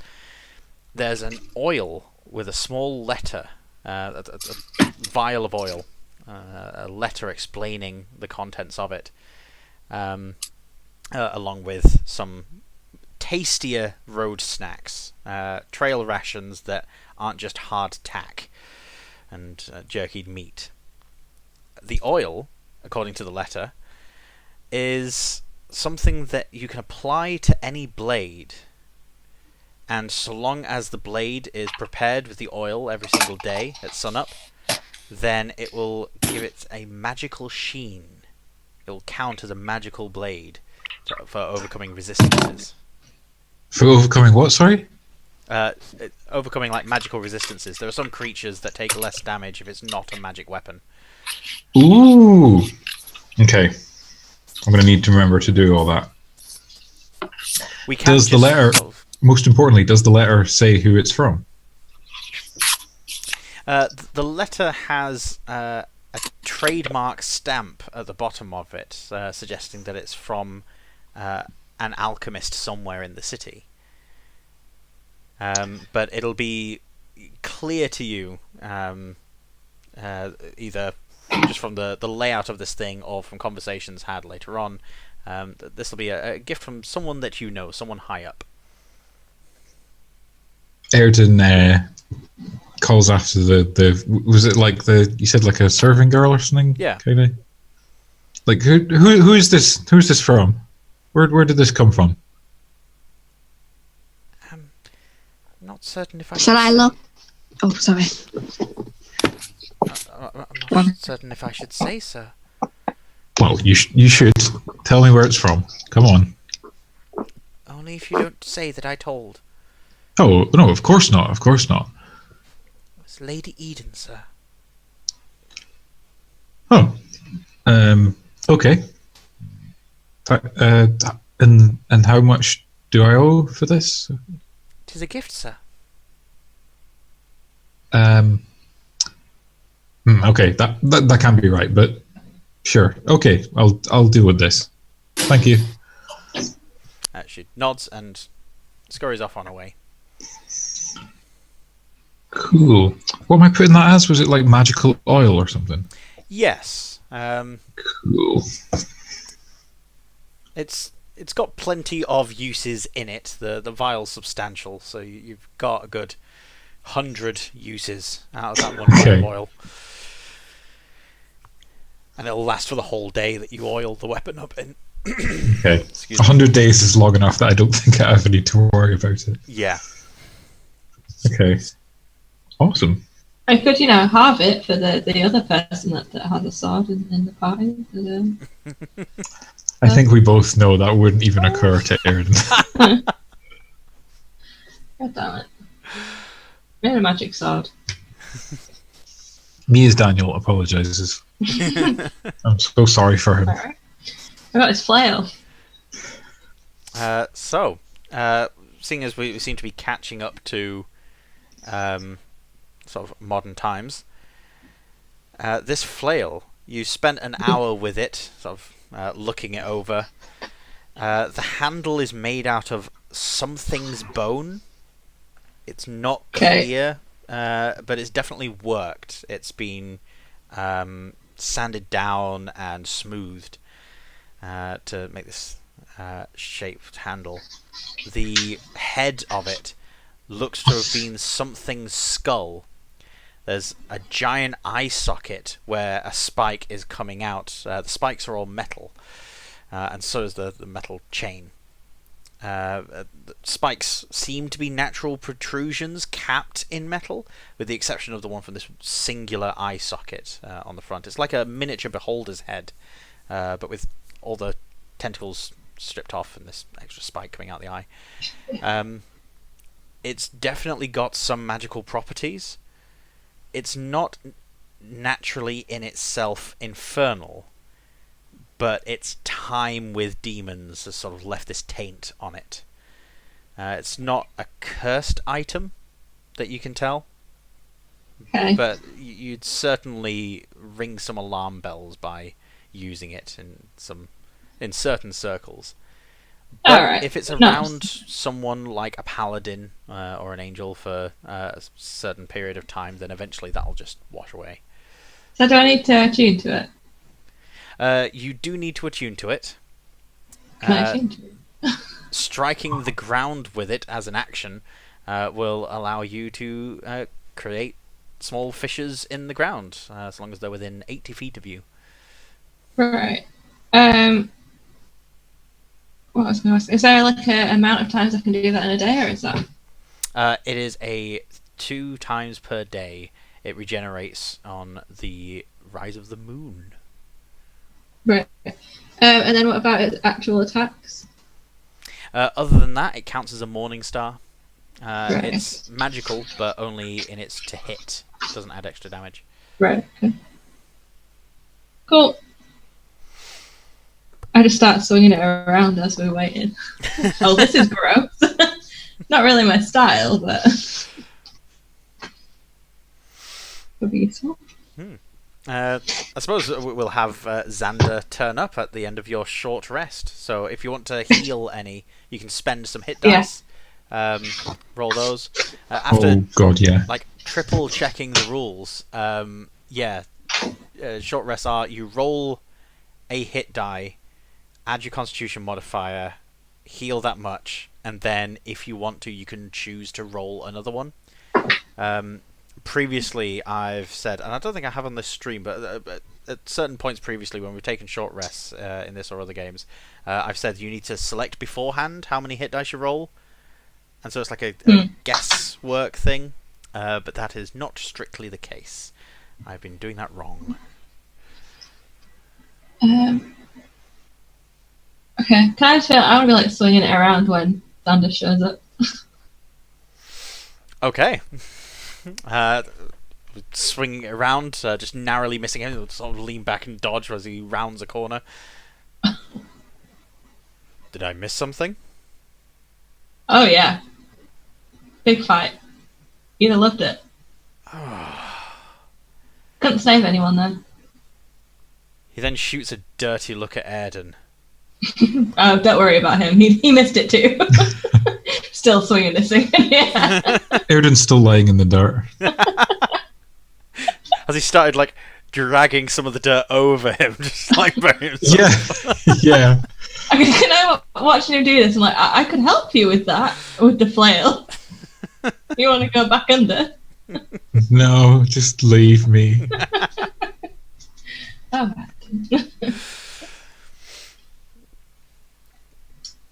So this fight, he looks down the ridge into the valley where the pit is, and all these still standing zombies, just standing still. One of them is just like the front part of a zombie. The back has been entirely cut up by this cloud of daggers by this point, and is just mulch on the ground. yeah. Did you do that? Which bit? What, the mulched one? Freezing them all in place like that. It just seemed to happen when we killed the people, the big demons, the ones in charge, and then I pointed at the body of one of them. You guys found demons? Yeah. Oh. He then What did you pulls find? out of his pack 2 skins of badgers that he then tosses to the ground. You- Found a badger nest. You killed badgers? That's horrible. Xander. That's not very nice. Did you at least save all of their meat to eat? Because you might, like, at least make the kill be for a reason. Yeah, I've just taken the skins off because I wanted to tan them. Okay. Well, I'll forgive you this time. Wonder where I needed forgiveness. Then goes and perches on a rock and starts sort of scalping. Not scalping. What was it? When you're shaving the hair off tanned skin, that. So, what now? guys. I'm gonna just stay in the woods and I'll just live here from now on. Adam, come on! No. Look, it's all teamwork. We all help Nothing. each other. You did everything. You No, helped Anakis get out of the thing. I pulled her down into the pit, and and after last week in the city, it was just embarrassing. And stop feeling sorry for yourself. We all have Just bad days. It's okay.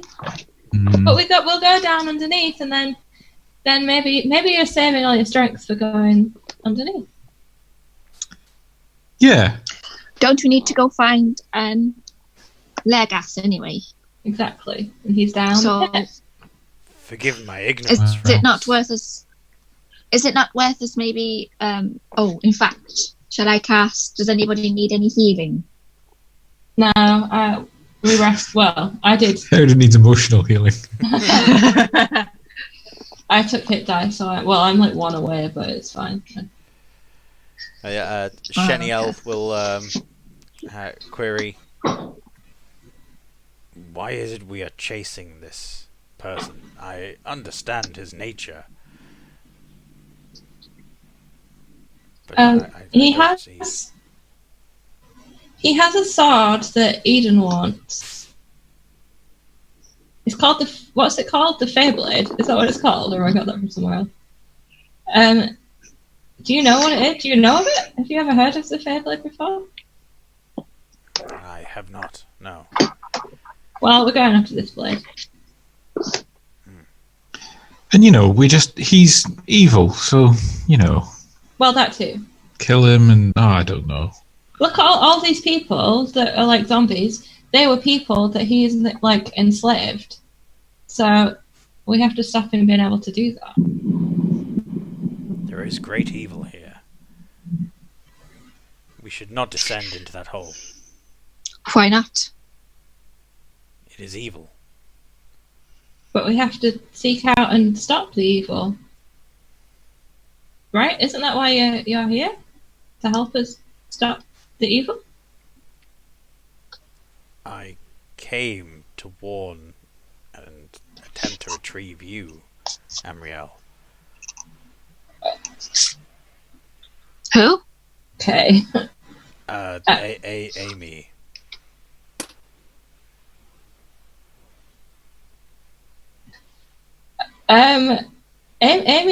Amy's not short for anything. Amy's just my full name. I don't know. Okay. Okay, and retrieve me and take me where? Could I just roll a...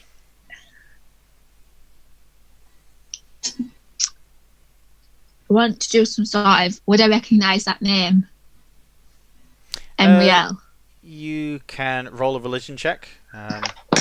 Chenniel's like a weird angel person. If he's going to get mixed up with anyone, it'll be... 10. 10. It sounds vaguely angelic. So it's probably an angel or a demon. Something of that sort. Okay. But you don't know any specifics. If we continue to go down there, surely we'll be overwhelmed by them.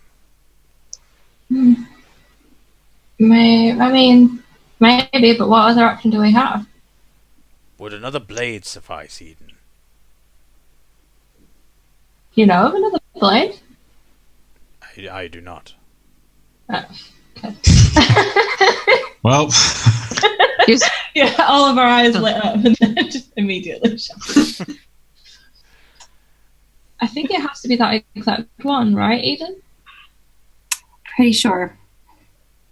Yeah. So, but we'll be fine. yeah, you know what? Sorry, Amy. You carry on. I'm coming on to this idea now, though. See, even Airden's on my side, and that never happens. I mean, if you want some more lightning damage, I'm going to need to take a rest. A long rest. A long rest. if you want that bad boy again. My worry is about we don't know what's down there and what might come back up, and if more of those flying things show up as well. Do you all require a longer rest to get your strength? Yeah. Is there anywhere that we can see that we could take cover? Chenniel then closes his eyes and begins glowing. The light spreads throughout the entire camp and then recedes down. Xander doesn't even look up, he just sort of squints slightly while he's still tanning the skin. All of you feel like you've had the benefit of a long rest. Your health is fully recovered, spells come back. Nice! Chenniel, you are crazy. What, right? What? How can you do that? How can you give us that strength back? And fly, and tell... I am not questioning it. It is exhausting. Something that I can not maintain, but from time to time. Did I establish... I remember doing a check on him. He came back as an angel, didn't he? Yes. Chenniel. Yeah, he did. Okay, that's fine. So are you exhausted now? So have you helped us, but now messed up your own strength? Not the words I would use. You tired yourself out. Yes. Oh, wait, right. Okay. I'm really, really grateful. I really am for everything. And I know that you were trying to help when you teleported us down there. And you're your own, you can make your own decisions and stuff. But maybe we should talk about things before you just do things, because then we don't get into, bad situations. I will admit I'm not used to this kind of communication. Okay. Well, we just need more communication. Communication is what keeps the team going. Oddly, this is the least communicative I've ever felt. Our minds are usually all connected when we're home. I'm home. That must be weird and exhausting. My mind is connected to my mind. Okay. Where would you said you came to retrieve someone? Me, apparently, but where and take back where? Where are you from? At this, Xander will interrupt. He's nicked himself at the end of his finger. And he sucks the end of it to stop the bleeding. And then gets up, throws the skins down. If we're rested and ready, can we just go down and kill something? Xander, that's very rude. We were having a conversation. And it was a lovely conversation. Really. I was riveted by everything this monotone, tall, whatever this guy is. He's great. I'm glad you're all having fun. Hey. I've got an itchy blade. I don't appreciate your sarcasm, mister. I point my finger at him and scowl. But then grin. I can't hold back laughing. But he then turns to Eden. Look, you need that sword. The sword's down there. You think the sword's down there. How do we know the sword's down there? I can detect it.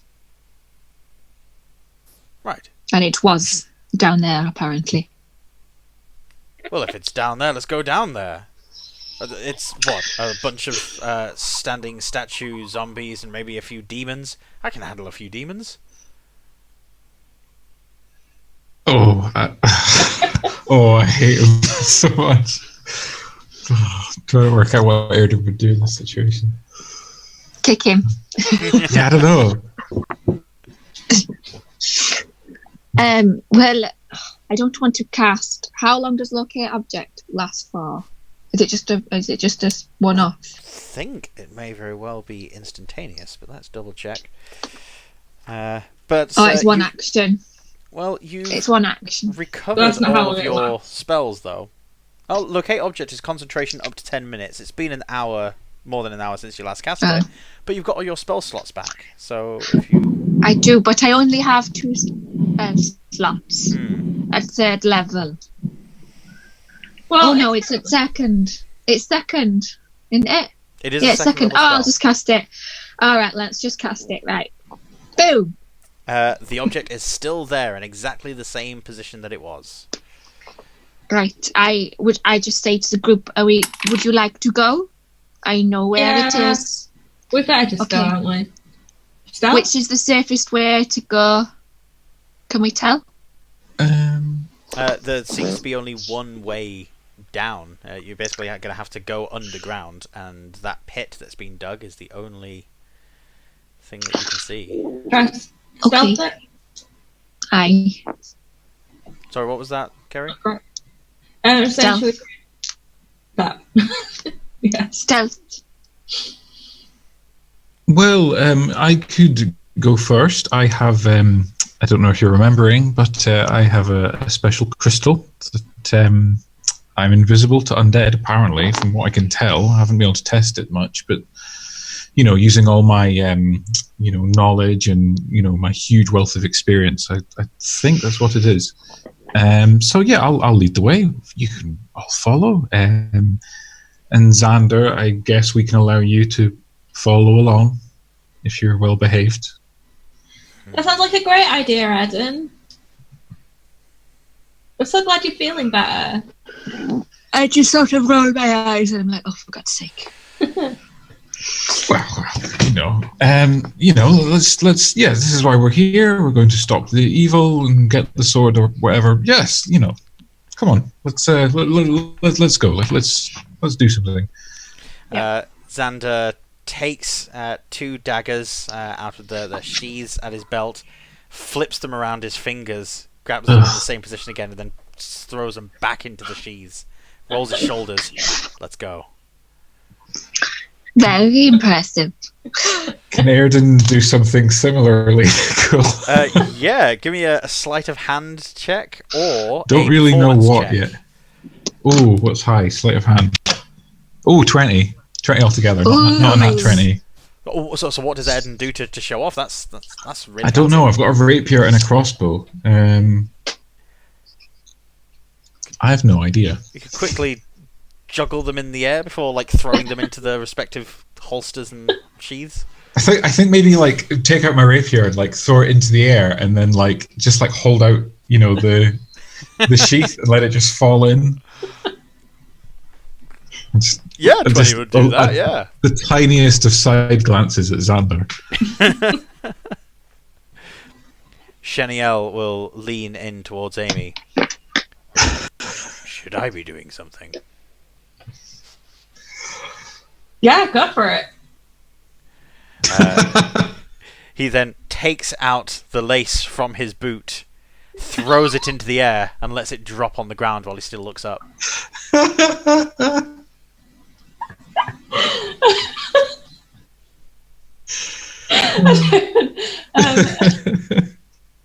That was very impressive, Chenniel. Is there something I can call you that's shorter than that? Because, no offense, but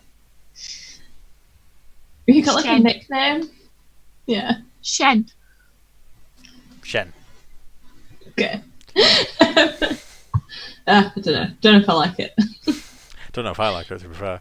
No, I think it's something in it.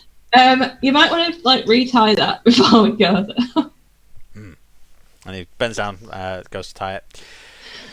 As you guys get closer to this pit, the cloud of daggers has dissipated by now. What is it? It lasts for a minute, 10 minutes, something like that.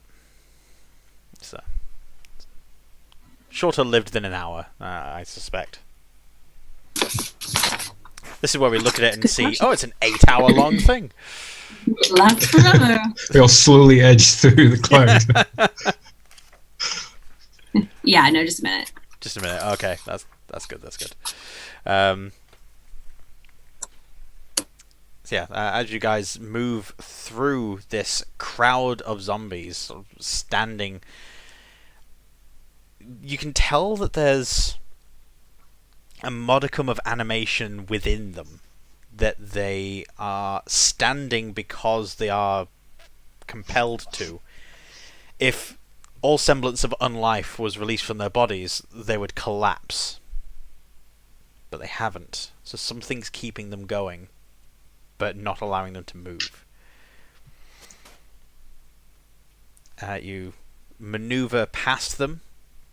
You can hear, as you're moving between their bodies, the raspy breath being constantly sucked in to their bodies, as if they're trying desperately to do something that they remember doing in life, breathing, but they don't breathe out again.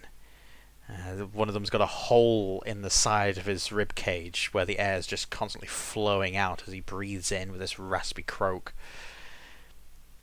You reach the top of the pit and you see that it is a helix spiral walkway down.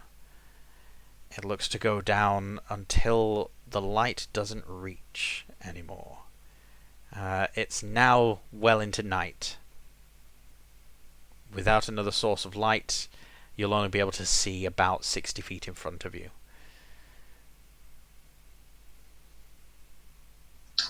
Have we all got... Oh, I think you're muted, Abby, if you're trying to say something. Can I just find a little stone somewhere Yep, there's And lots just of small bits of debris. and just Do you throw want- it? Oh, do we want to go stealth though first? Oh, It's a walkway down. It's not a drop, I think. oh, is it? Oh, Yeah. ignore that then. Yeah, there's a Do we want to spiral stealth walkway down? around the edge of this pit, heading down. Well, you... Aye, let's Sorry, stealth. are you able to see, Kerry? Or is Amy able to see? Because everyone else has got dark vision, I think, don't we? I am able to see. Have I got dark vision? I should do. I think so. Yeah, you're Tiefling, aren't you? Yeah. Yep. Because I've got torches we could light, but, you know, like then it wouldn't be very stealthy and I don't know. Yeah, I am able to see. Cool. So yeah, you guys start heading down. So it's Airden first, yeah? Yeah, and I've got the stone, which apparently makes me invisible to the undead. Although it also makes me appear undead. Okay. So Airden's first. Who's this walkway? By the way, is about 7 feet wide. So you could walk two abreast, but if a fight breaks out, you're going to be in each other's way. So That means that there's going to be a fight. I'll go next behind Airden. behind Airden. Okay. Yeah, knowing that I can like take the most smacks from people, I probably can. Okay. And should we have the two spellcasters at the back? Yeah, probably. So Chenniel will be behind me because I'm keeping him close because I know that he's now super squishy because he used everything. And then Xander as well. Yeah. As he worked it somehow, so he's at the back with Eden. He has. He is walking with Eden at the back. What a surprise. He's got to protect the flank. Whose flank? My flank. It's dark down there as well. Is he like sneaking? You know, like oh, sorry, I must have bumped against you. Sorry. He's not a serial groper. I don't know. We've not known him that long. Like nighttime in a club. Yeah. Like, Oh, He seems the type. Right. Okay, so you guys begin descending down. There are groups of zombies, basically every 20 to 30 feet on this walkway. There are seemingly hundreds of them that you pass. Each of them frozen still. One of them apparently frozen in a position that he wasn't able to maintain, and so his arms have been torn from his sockets and are still holding on to this sack of rocks that are at his feet on this slope. One of them has been impaled in the wall by a rogue wheelbarrow that, when he was frozen, just rolled onto him and pushed him into the wall, the handle piercing into his hip. He's still not moving. Everyone notices that their eyes are still open, and they are following you. Except for Airden.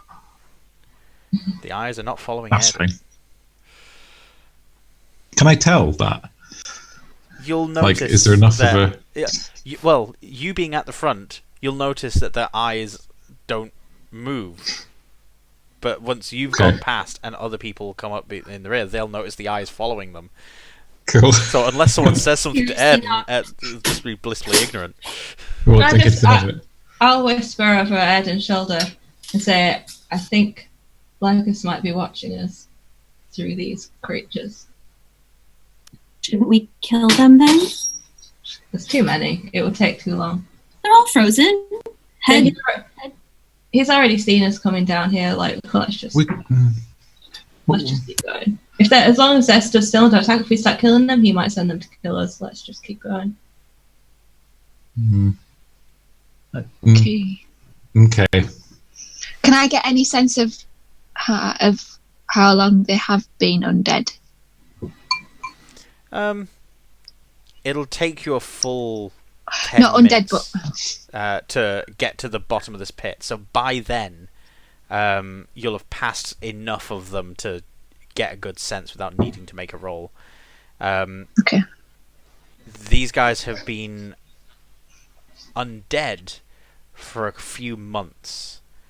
The diseases seem to be posthumous. They weren't sick before they died.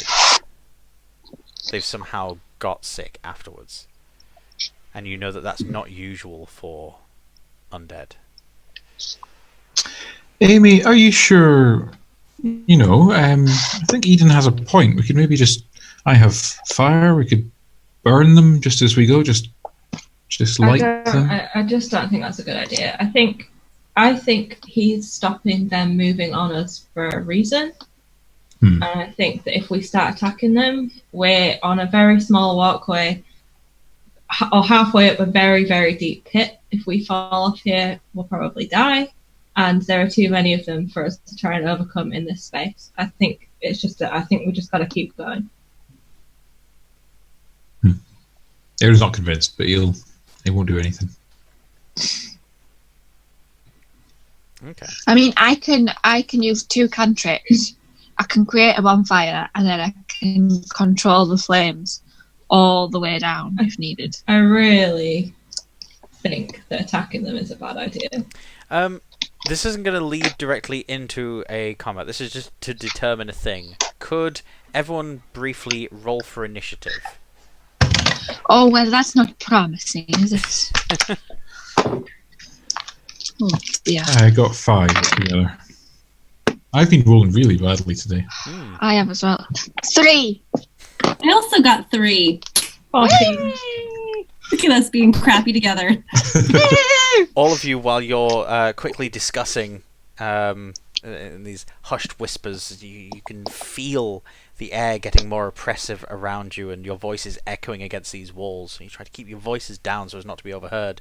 You then see out the corner of your eyes one of the corpses falling down, diving down into the pit.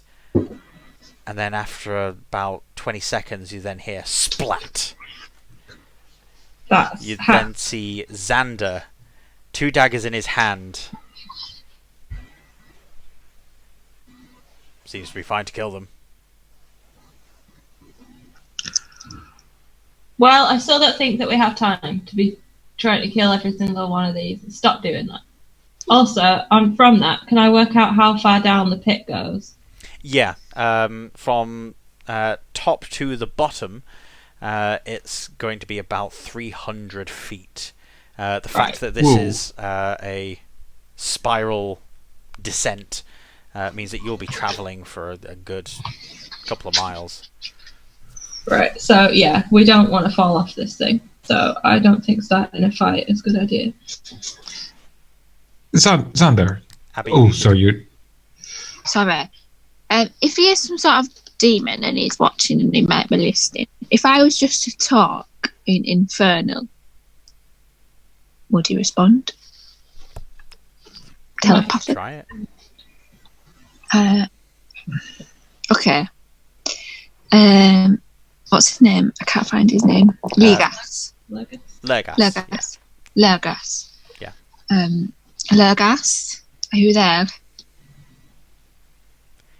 Are you saying this out loud or in your head? Yeah, out loud. Every single zombie that's still standing, the jaws unhinge. Some of them sort of cricking to the side slightly, as if something's gone wrong with hinge.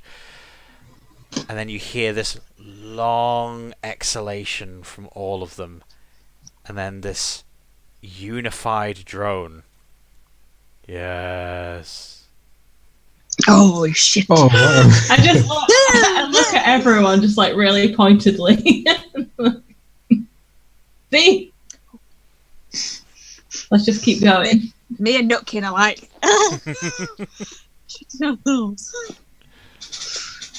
Okay. Airden's going to tell off Xander. Sorry, Abby, I interrupted you again, but It's all right.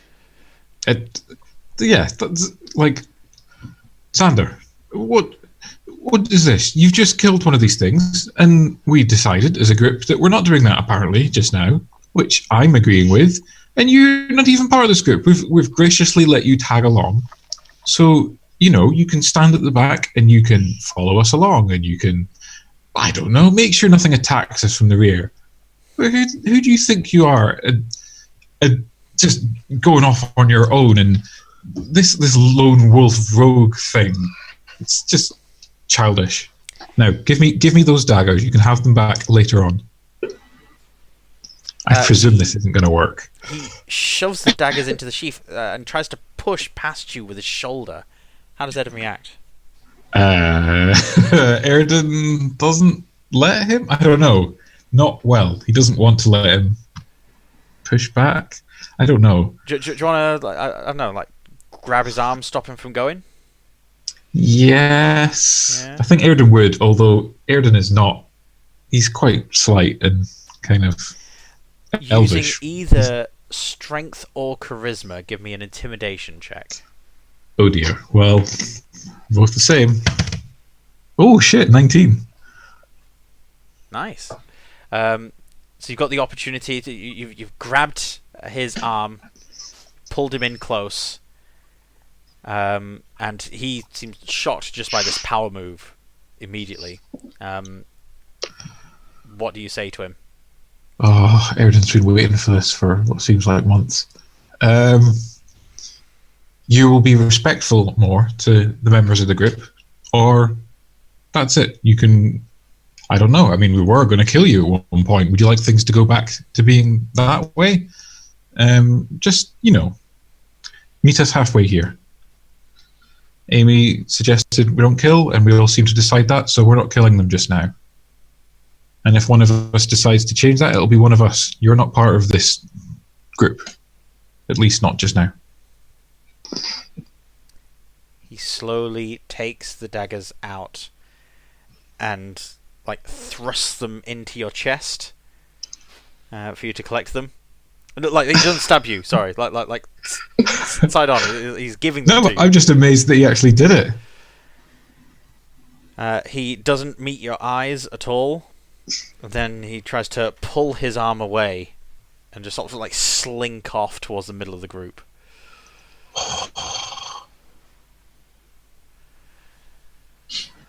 Airden's just taking a moment just to this is going in the vault. So I'll just pat Airden on the shoulder and just whisper come on, we should keep going. Yeah. Can I go pet Xander? That was a bit humiliating. Yes. I mean, from Airden. Yes. As you go to comfort Xander, he's sort of leaning against the wall, 1 foot kicked up, just looking down at the ground. What would Eden say? I know you wanted to kill them. I wanted to kill them too, but it's not worth upsetting the whole group over. They do things differently than we do, and sometimes that means you have to compromise even when you don't want to. Maybe we can go find something to kill later?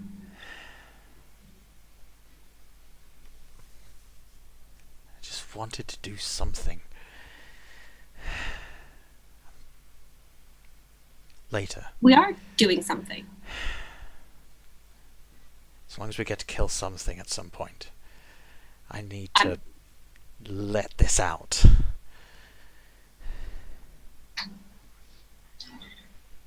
Just stay calm. I'm sure there will be killing coming up. He kicks off the wall, looks around to make sure that no one's watching, and in a moment where everyone's too distracted with something else, just noticed things have moved around a little bit on the stream, so I'll just quickly correct that. Abby's gone. That is a bit poop. Keep going, she'll come back. Yes.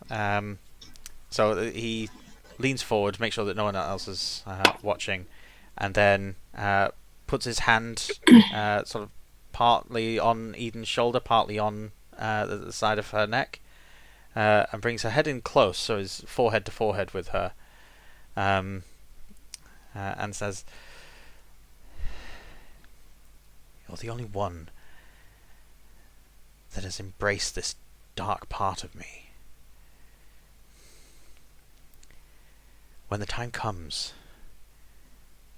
you'll be with me when it's loose. Yes?" I'll put my hand on his cheek and just nod.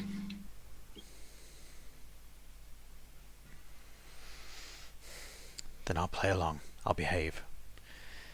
For you. Think of it like a game. A very not fun game.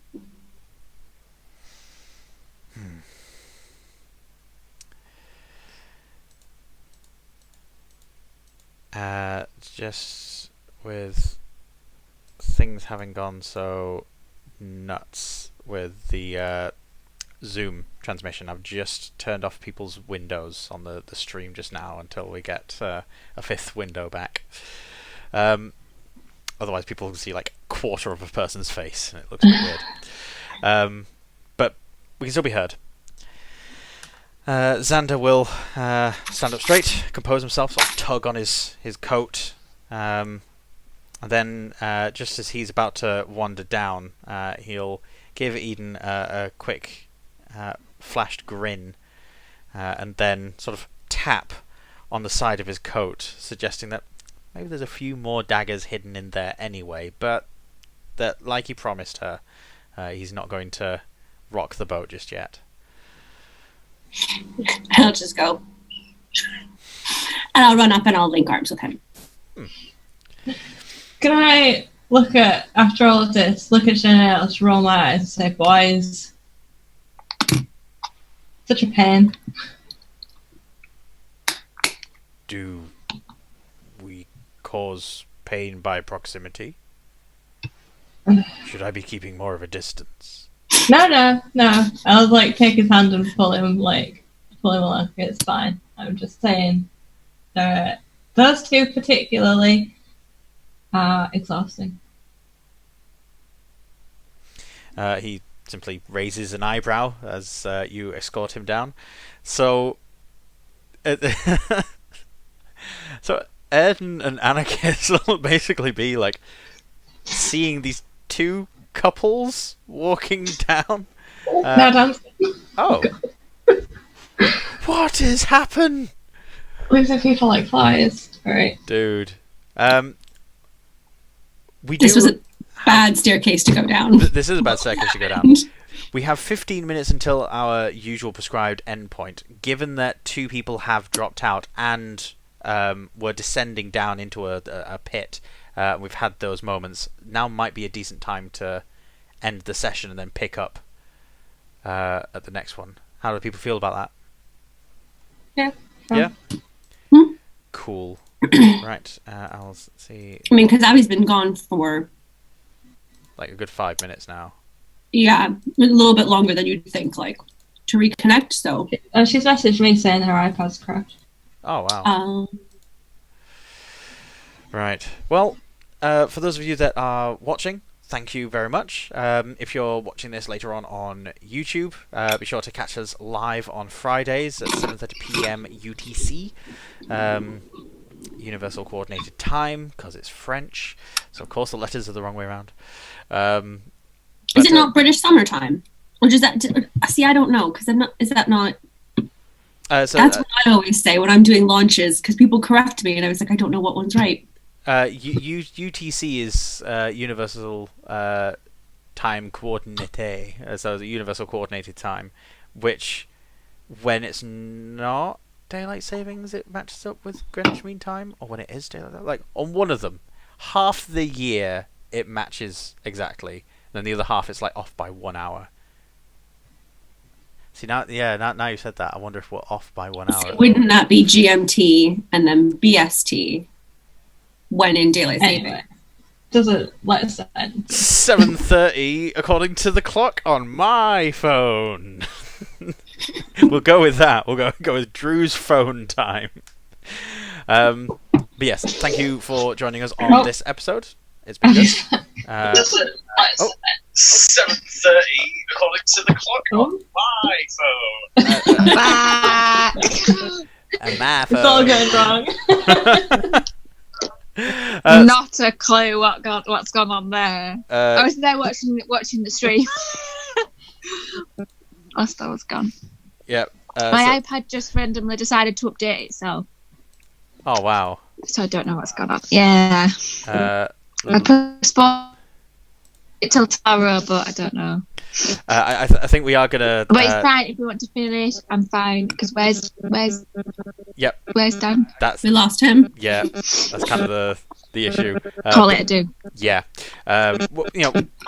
We're 10 minutes away from the usual endpoint anyway. It's not like we've lost a massive chunk of the game.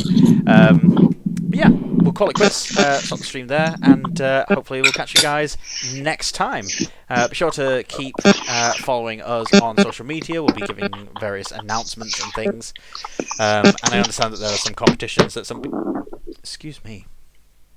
Sorry, I just downed a whole bunch of water on our break, and now it's coming to bite me. But yeah, check our Instagrams and social media feeds because there's competitions and stuff going on. Go and get involved with that. You can get dice from people and. Hello. Hi.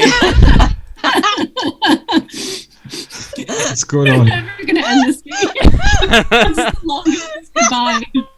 I feel like What have I missed? I'm sorry. I was just messaging Abby to be like, is everything alright? And then just as I was doing that, I was like, wait, why is everyone frozen on screen? I'd gone as well, don't worry. Oh. You went, I went, we all went. Well, it's because it was as well. You were doing stuff with speaking in Infernal, and then I cut you off. And as soon as I did, because I was doing an Airden thing, as soon as I did, I was thinking, I shouldn't have done that. You were in the middle of doing something. And then I was we got really paranoid. I was like, oh my god, have I been really rude and have you left because I was upset you and stuff? Oh god. No, you didn't. Don't worry. Right. Sorry about that, by the way. Funny. I thought you were done, and then I started something, and I'm like, oh no, wait, I don't think she was. No, it's fine. Are we ending the stream there? Yeah. I say so. Yeah. All right. Okay. Thanks for watching. We'll see you all next time. Bye. Hopefully not as many problems. Yes.